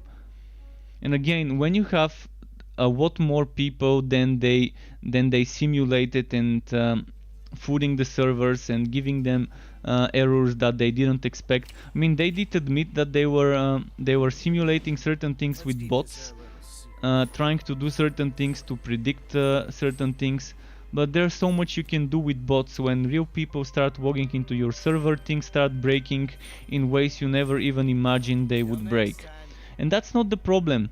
That's not the problem. The problem with games like Wosen was the lack of build variety and thank you for the follow, Dragon Hellas. Welcome to the Struck Club to you on Twitch, really appreciate that. But the problem is when the game has poor and shallow gameplay, and I don't think Torchlight 3 has poor and shallow gameplay. I wouldn't have spent so many hours playing the alpha and beta if it did.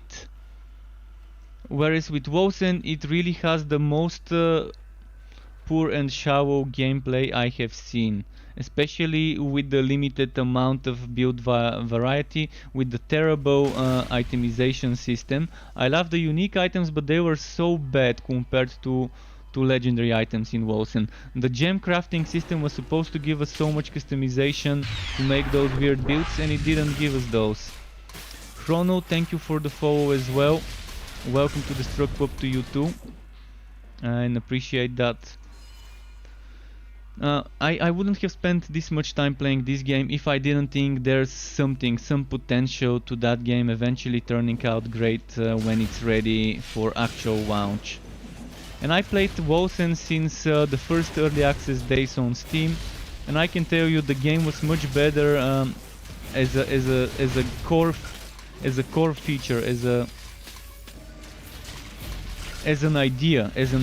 Wosen in the early access was much better because you could travel from one end of the map to another end of the map, go into side zones the same way you can do in Grim Dawn. You can find waypoints, and you can just explore that first act, because there was only one act back then. You can explore it by walking from the town all the way to the final boss, with some side dungeons and things in the way. And you had that system where an enemy is standing in water, and if an enemy is standing in water and you hit it with lightning, it would do something like extra damage because of conductivity. And then there were systems with fire and with the other elements that kind of do certain things like that, kind of combos. And when they went for what they called beta, which was not beta, which was actually alpha 2.0 in Wosen, that's when all of this got removed for a shallow, soulless kind of game. It was still fun to play in the beta because in the weeks, the 2-3 weeks before Wosen launched, there was a lot of build variety because of the game being more balanced. It was max level 20, and the level 20 uniques were strong enough to let you do some decent end game and experiment. And this game, I can guarantee you, this game will not do the mistakes Wosen did. It will not do untested content on launch. They want us to be here to help them test the content and make it better before the game launches. and which is what early access is about. Um, Again, people comparing it to WoSen, I'm gonna tell you this. Do you know how much content WoSen released that was never tested? I can tell you. From 40 skills, 16 skills. 16, that's almost half of the skills were never given to the beta testers to test, to give feedback, to suggest improvements and rebalancing. And that's just from the skills. From the passive trees there was a whole ring. The third ring was never tested. The first and second ring were tested, but the third ring was never tested. And then Act 2 and 3 were never given to the beta testers. That's 2/3 of their story. 2/3 of their story were never tested and just released like that, without any feedback from your early access testers. And this is something that Torchlight 3 does not want to do. They don't want to do those mistakes. They know that a bad launch is bad forever. And Max has actually said this. There was this quote from a Japanese developer, I forgot the name of, that Max used to not used to, but did say once in an interview. And Max is Max Schaefer, sorry for just calling him Max. Max Schaefer, the CEO of this game, also creator of Diablo, co-creator, one of the 3 people who made Diablo 1 and 2. And one of the 2 people in charge of Runic. Him and his brother that made Torchlight 1 and 2. And they know it, they know that the game can be hurt badly after a rough launch. And the worst thing is that people consider this game launched on early access, and I was really hoping this game would avoid going into early access on Steam, because I knew something like this would happen. Because people would say, hey, this game is bad, refund. Because I know that early access on Steam has been bad for many games, not just for this one. That's why I don't trust reviews that have been given during the early access of a game. So what you're seeing and what I've seen with this game is that they constantly change stuff, so they do care about what we think. And if you like developers who are listening to their community, the way the developers of Last Epoch are listening to their community, another early access game on Steam that constantly changes things based on feedback, you're gonna love this game, because they're definitely doing the same thing. They're listening to us and are not afraid to completely change things. So for me this game really is worth it, but for the majority of the people out there probably it wouldn't be, if you expect a completely polished game on day 1 of early access. It's not the way early access works. And this game would probably have around 6 months of early access, less than 6 months before it launches. Sky, someone wants me to pet you. Say hello. He doesn't want to be hugged. Alright, I'm petting my pet, because I noticed the redeeming earlier. Alright, Sky, stay here.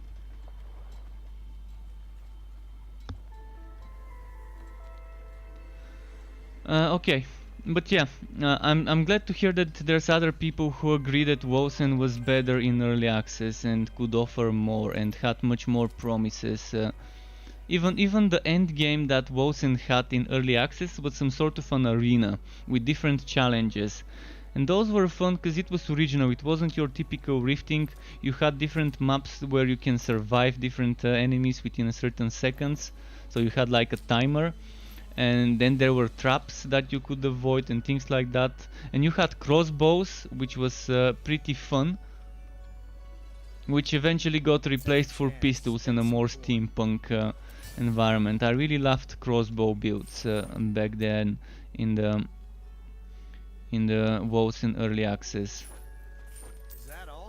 Crossbow builds were amazing on the rogues.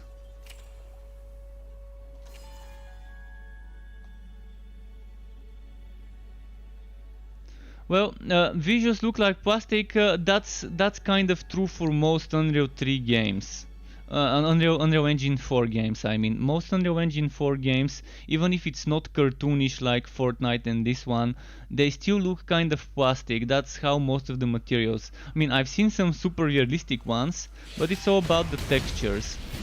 But this game is supposed to have this look. Torchlight 1 and 2 had the same look, the same cartoonish look, where things might look plastic. But the good thing about games like those is they age well.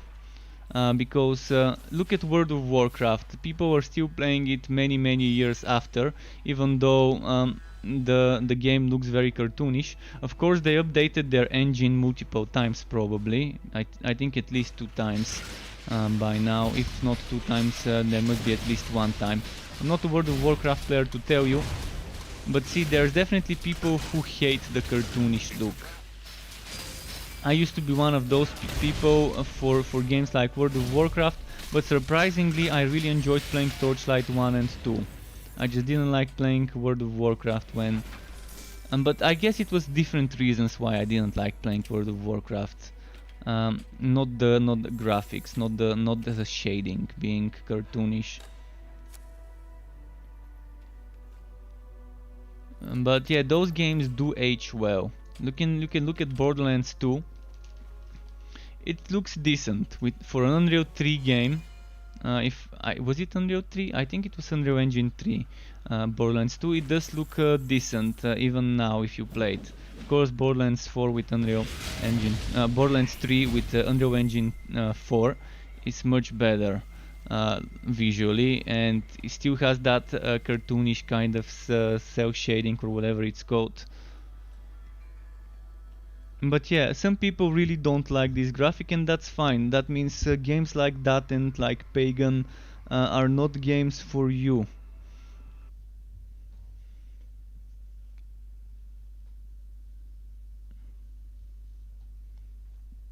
Steam sales on the 25th.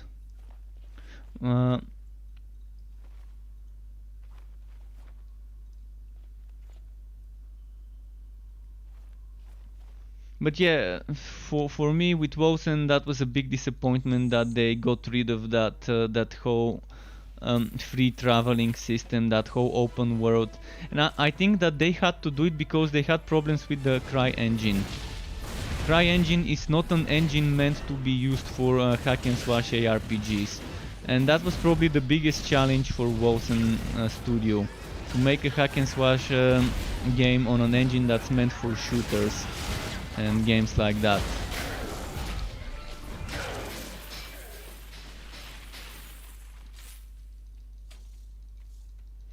I think that if Wozen used a different engine, it might have actually been easier for them to realize their idea of an open world, and that you can just traverse the same way you can do in Grim Dawn and in Titan Quest. I can't wait for Crate Entertainment to actually make Grim Dawn 2. I can't wait for Grim Dawn 2 to be announced, for them to start making it. I think they're probably giving themselves some more time because there's more to do with Grim Dawn 1.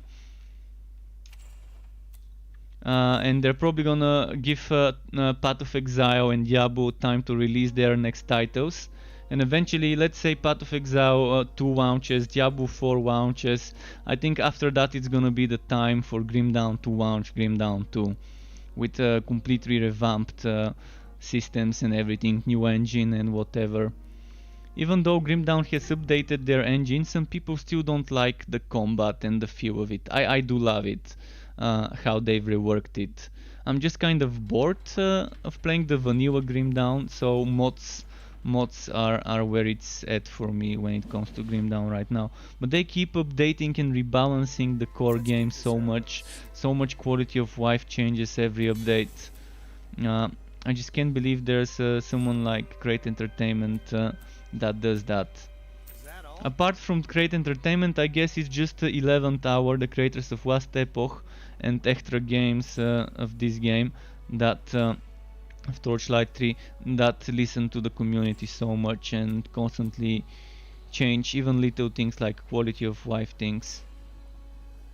Right now I think I need just one more spectacle and then I'm gonna be ready with what I was doing.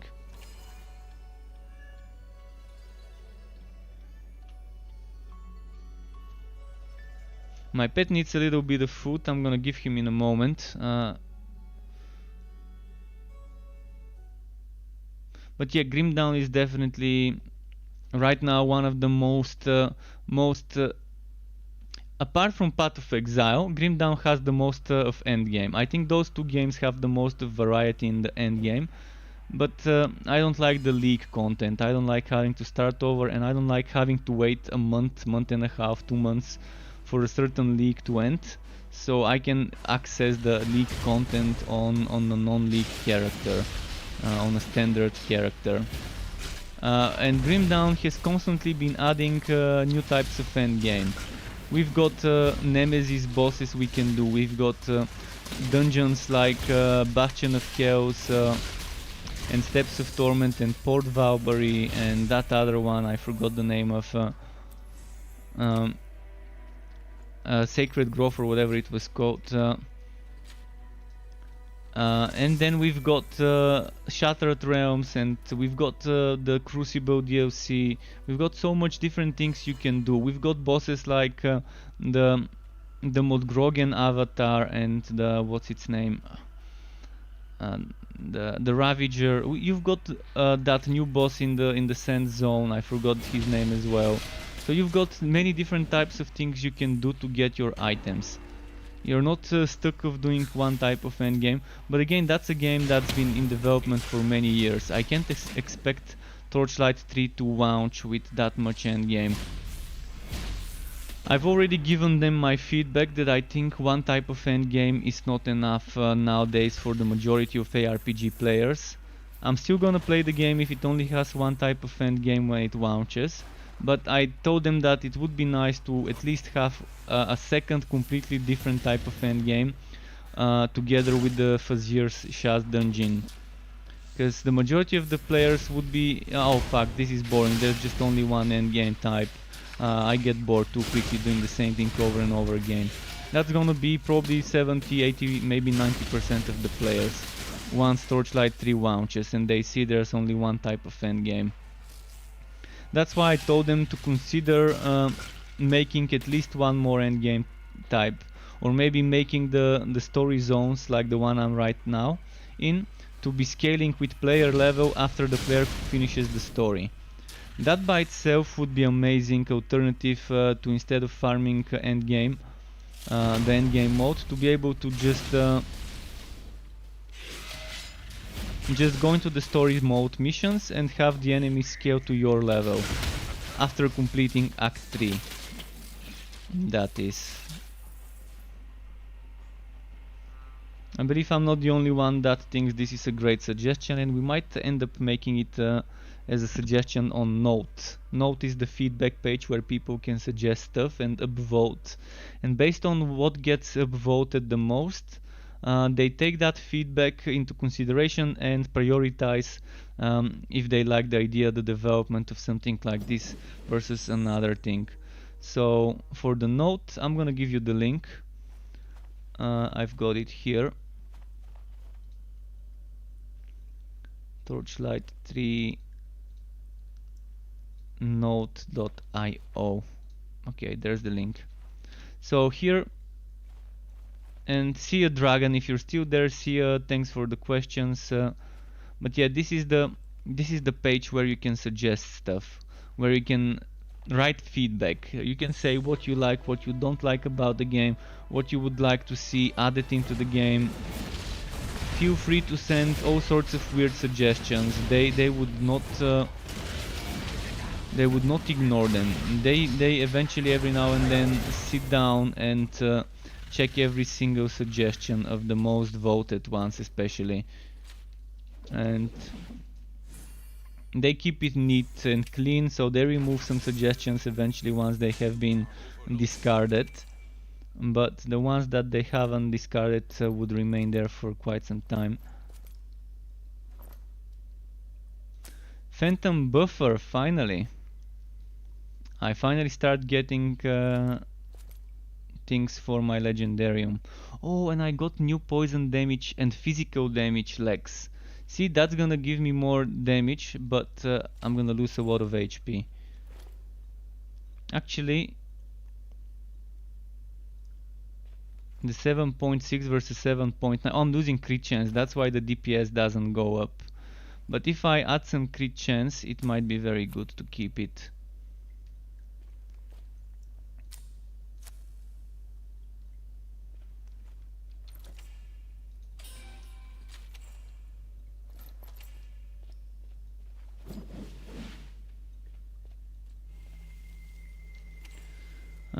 Okay. Character select. It's 4 minutes past midnight. I'm gonna try and get at least one more spectacle in the next half hour. Hopefully I do.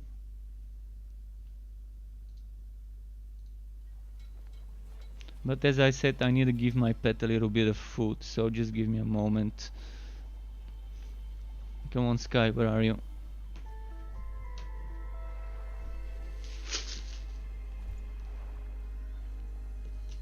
Okay. Alright, gave him some food.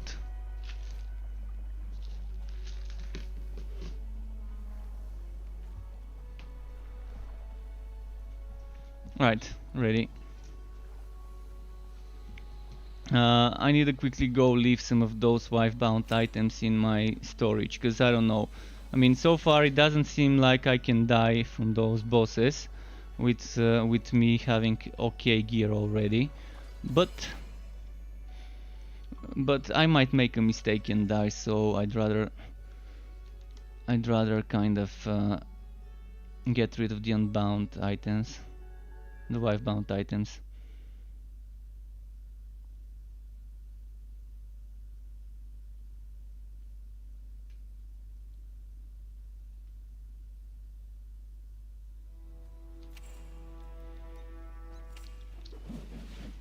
First of all, this one is not needed.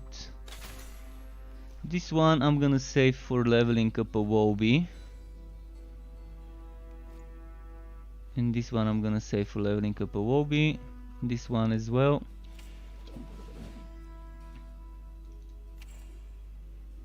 So let's say this goes here, this goes here, this goes... it can't go here.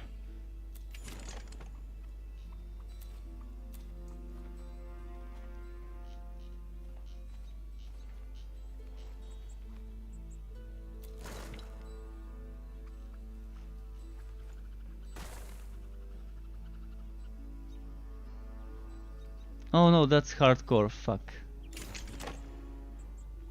Why did I make a hardcore one? I really want more storage.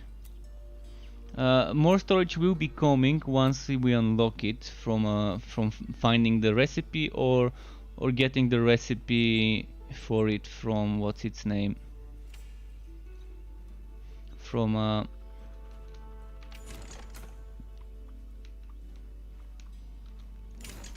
a contract reward.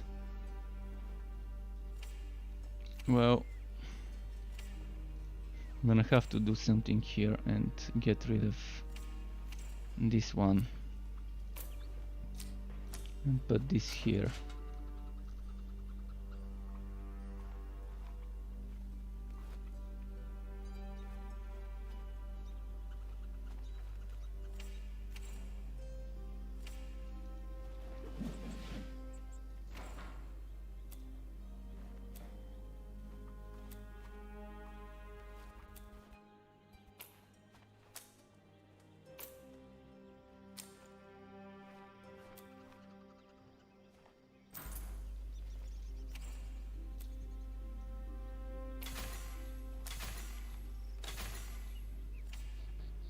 Right, let's re-enchant this. Oh, I don't have the money. Alright, pet, return quickly. I really need to fuck, it's not enough. Alright, I need to do some more farming. I really want to get rid of this crit chance and get poison damage. Poison damage would give me so much more on this item.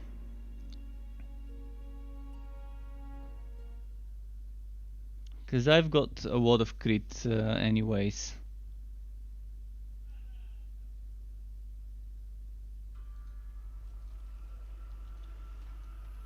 Here we are. Please give me a respectacle. Come on, Fragmaster.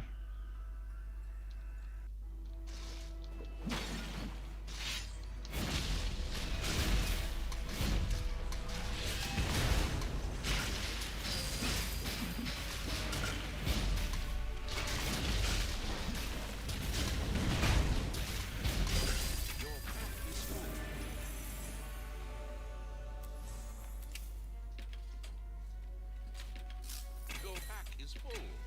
How? When? Oh, never mind. You are overburdened. You can't carry any more. Alright, Beast, show yourself.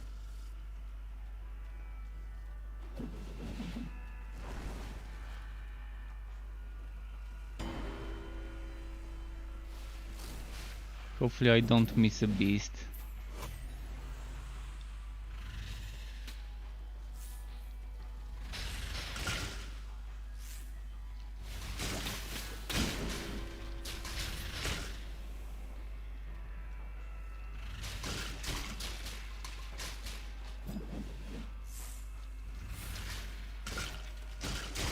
It's trapped. There we go, it's here. Man, people who have reached... there's a person that has reached level 50 plus, 52 or whatever, or 57 was it? This person, I'm telling you, that must have been non-stop killing bosses, probably not even looting anything other than blue and yellow items. But that must have been non-stop doing this thing, those bosses. This must have been hard. Mentally for him. I know I can't be doing this for too long. Today is actually probably the only day I'm gonna be doing this much of that.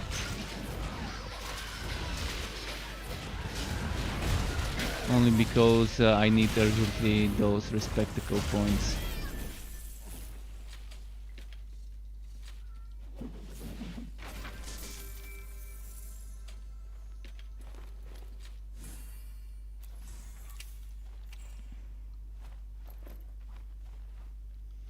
That's not bad. Crit damage boots, I might keep those for now.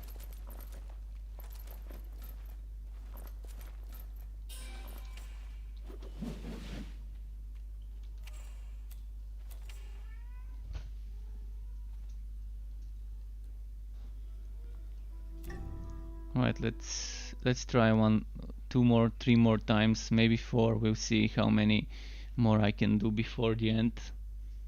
Just need 1 more respectacle, that's all I need, 1 more.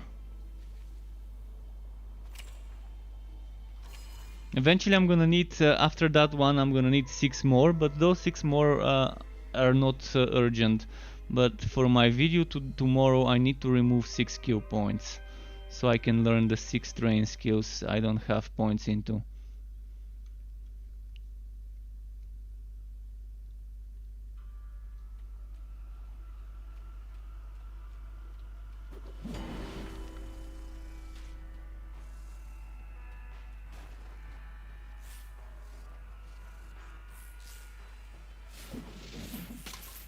Was there a beast behind me somewhere? Right, no beast there.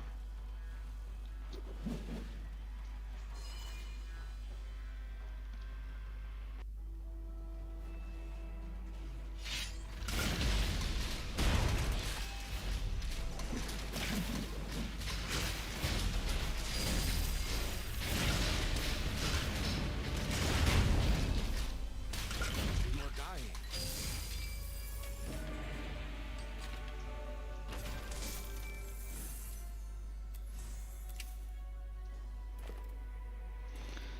Unlucky. can't have those double respectacle runs anymore. I used up my work already.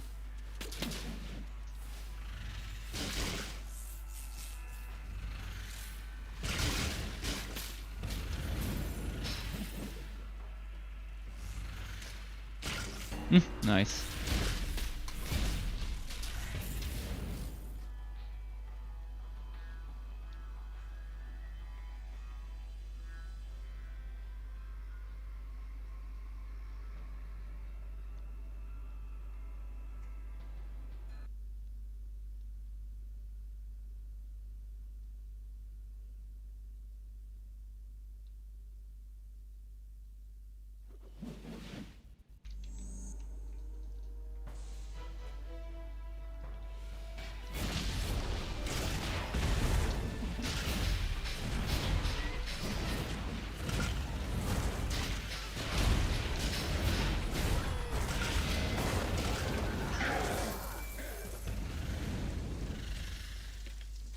Woods bee stuff, alright.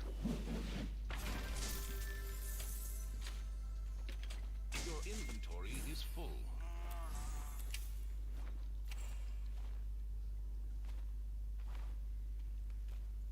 Not bad though, not bad. It's level 40 item after all.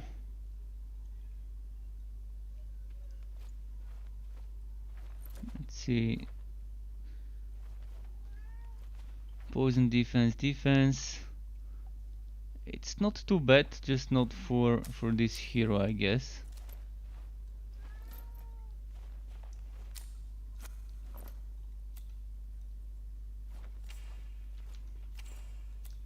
Still no respectacle. Come on, just one more, just one more. We gotta pray to the RNG gods and sacrifice something. Maybe I need to die and sacrifice a wife-bound titan.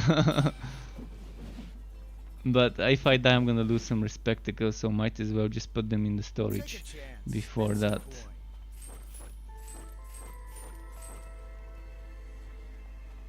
Bonus fire damage, so that's nice for Wobbies.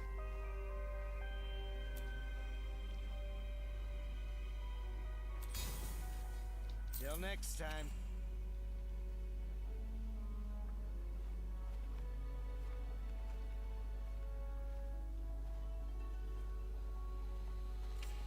Let's keep this our little secret. Gear work, defense. Poison defense, poison defense. Nothing too fancy.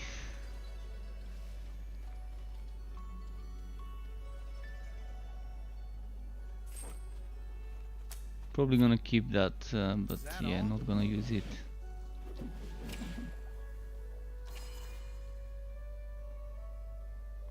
Just one more respectacle.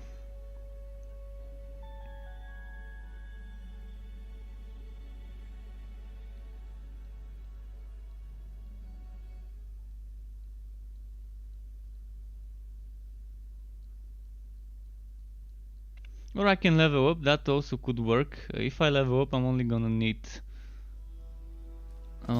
5 respectacles if I level up.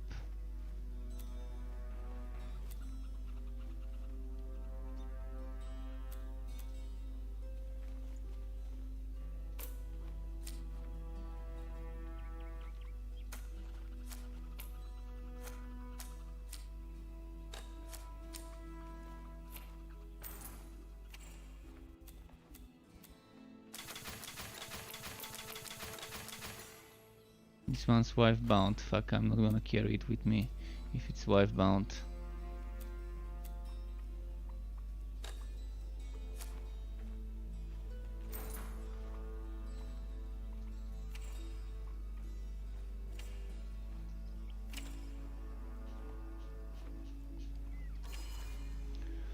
Come on.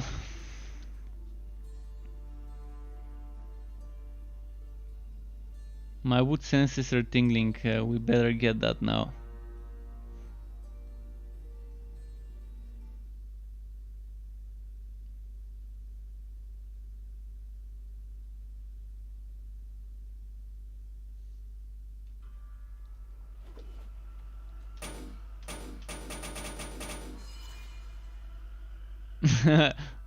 We did the wood sense tingling sound.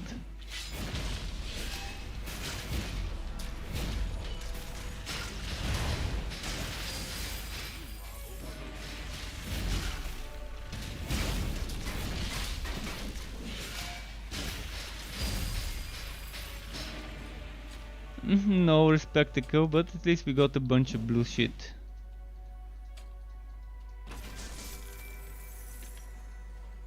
And the scroll of unbinding as well.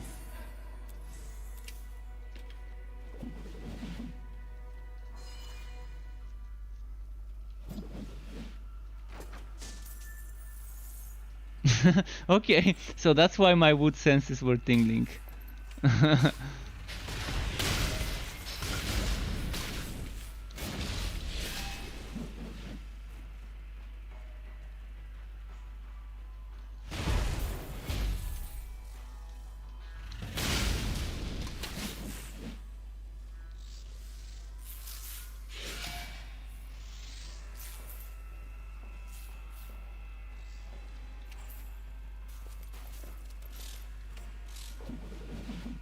Maybe this way.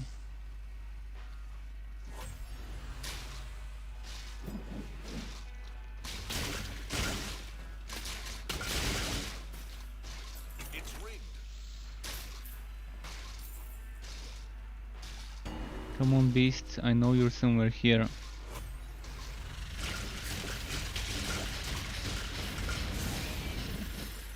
I know you're somewhere here, come on.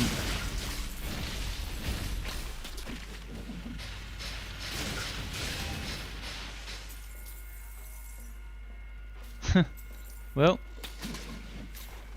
maybe it's a empty map without the beast.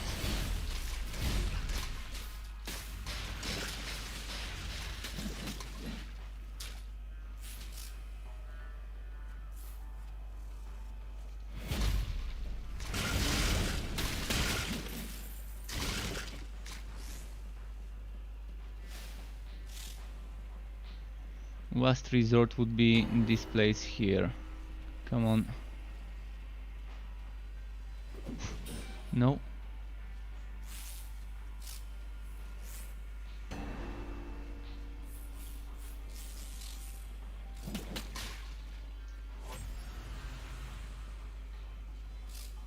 Might as well kill this guy and might get a respectable from the chest.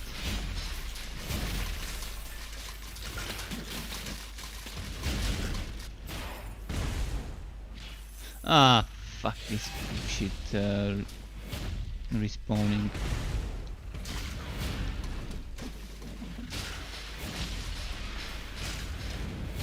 Ah, and Face Beast.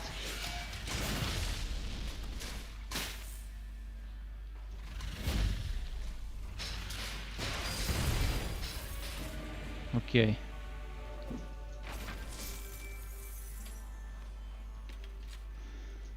That was right on time. This disappearing of the goblin hound.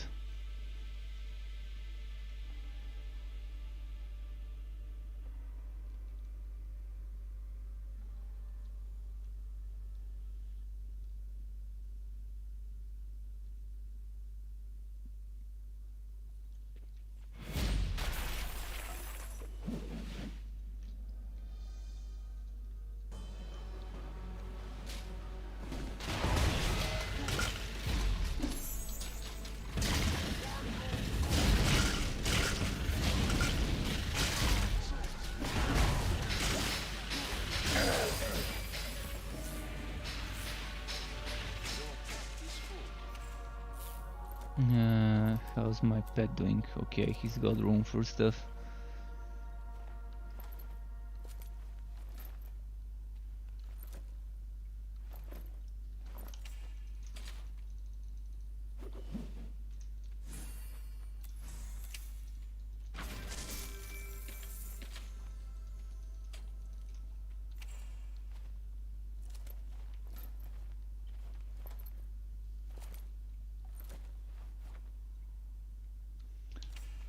Well, okay.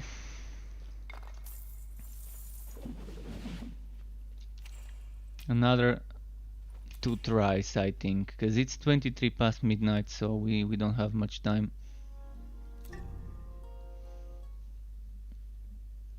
I'm probably gonna have to keep grinding this after I stop streaming. Or the other version would be to just level up a Realm Master to like level 5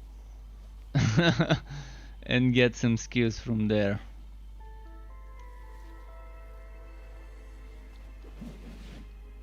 I've procured fresh stock.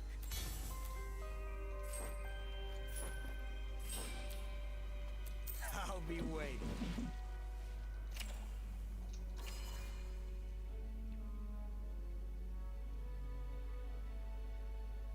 Let's see.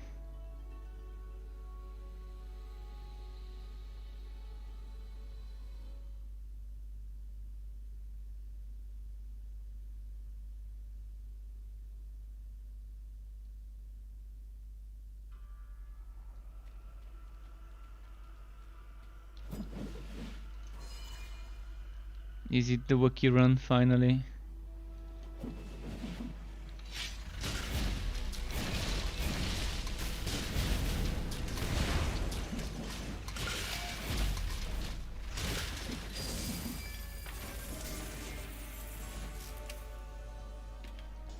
Nope, not today.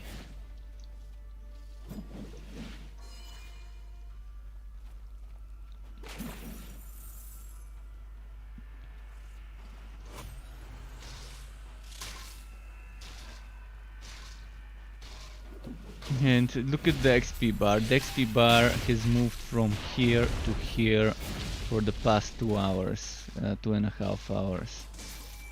I mean, it's not like I'm doing this for the XP, but I'm pretty sure I've done at least 10 boss kills, maybe more. If I were doing it for the XP, I wouldn't be doing Frag Master, and I would just make sure to optimize the XP kills and not kill those enemies I'm killing.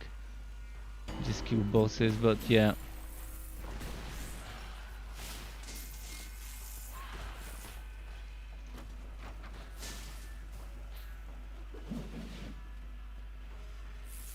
There we go. Would have been nice if Respectacles could drop from Mimics.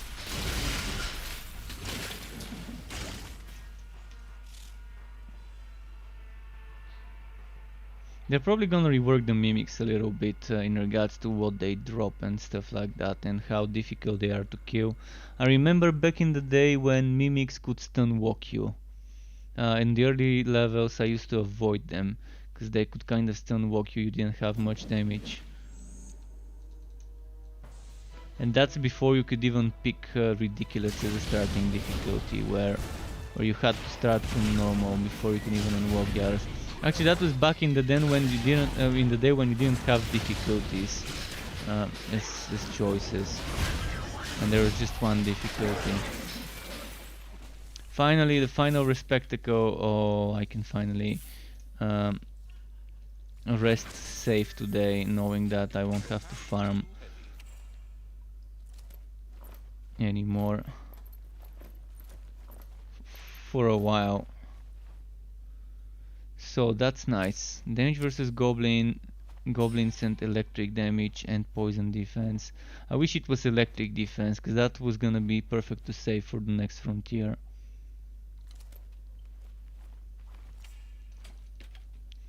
Yeah, I think I'm gonna call it. It's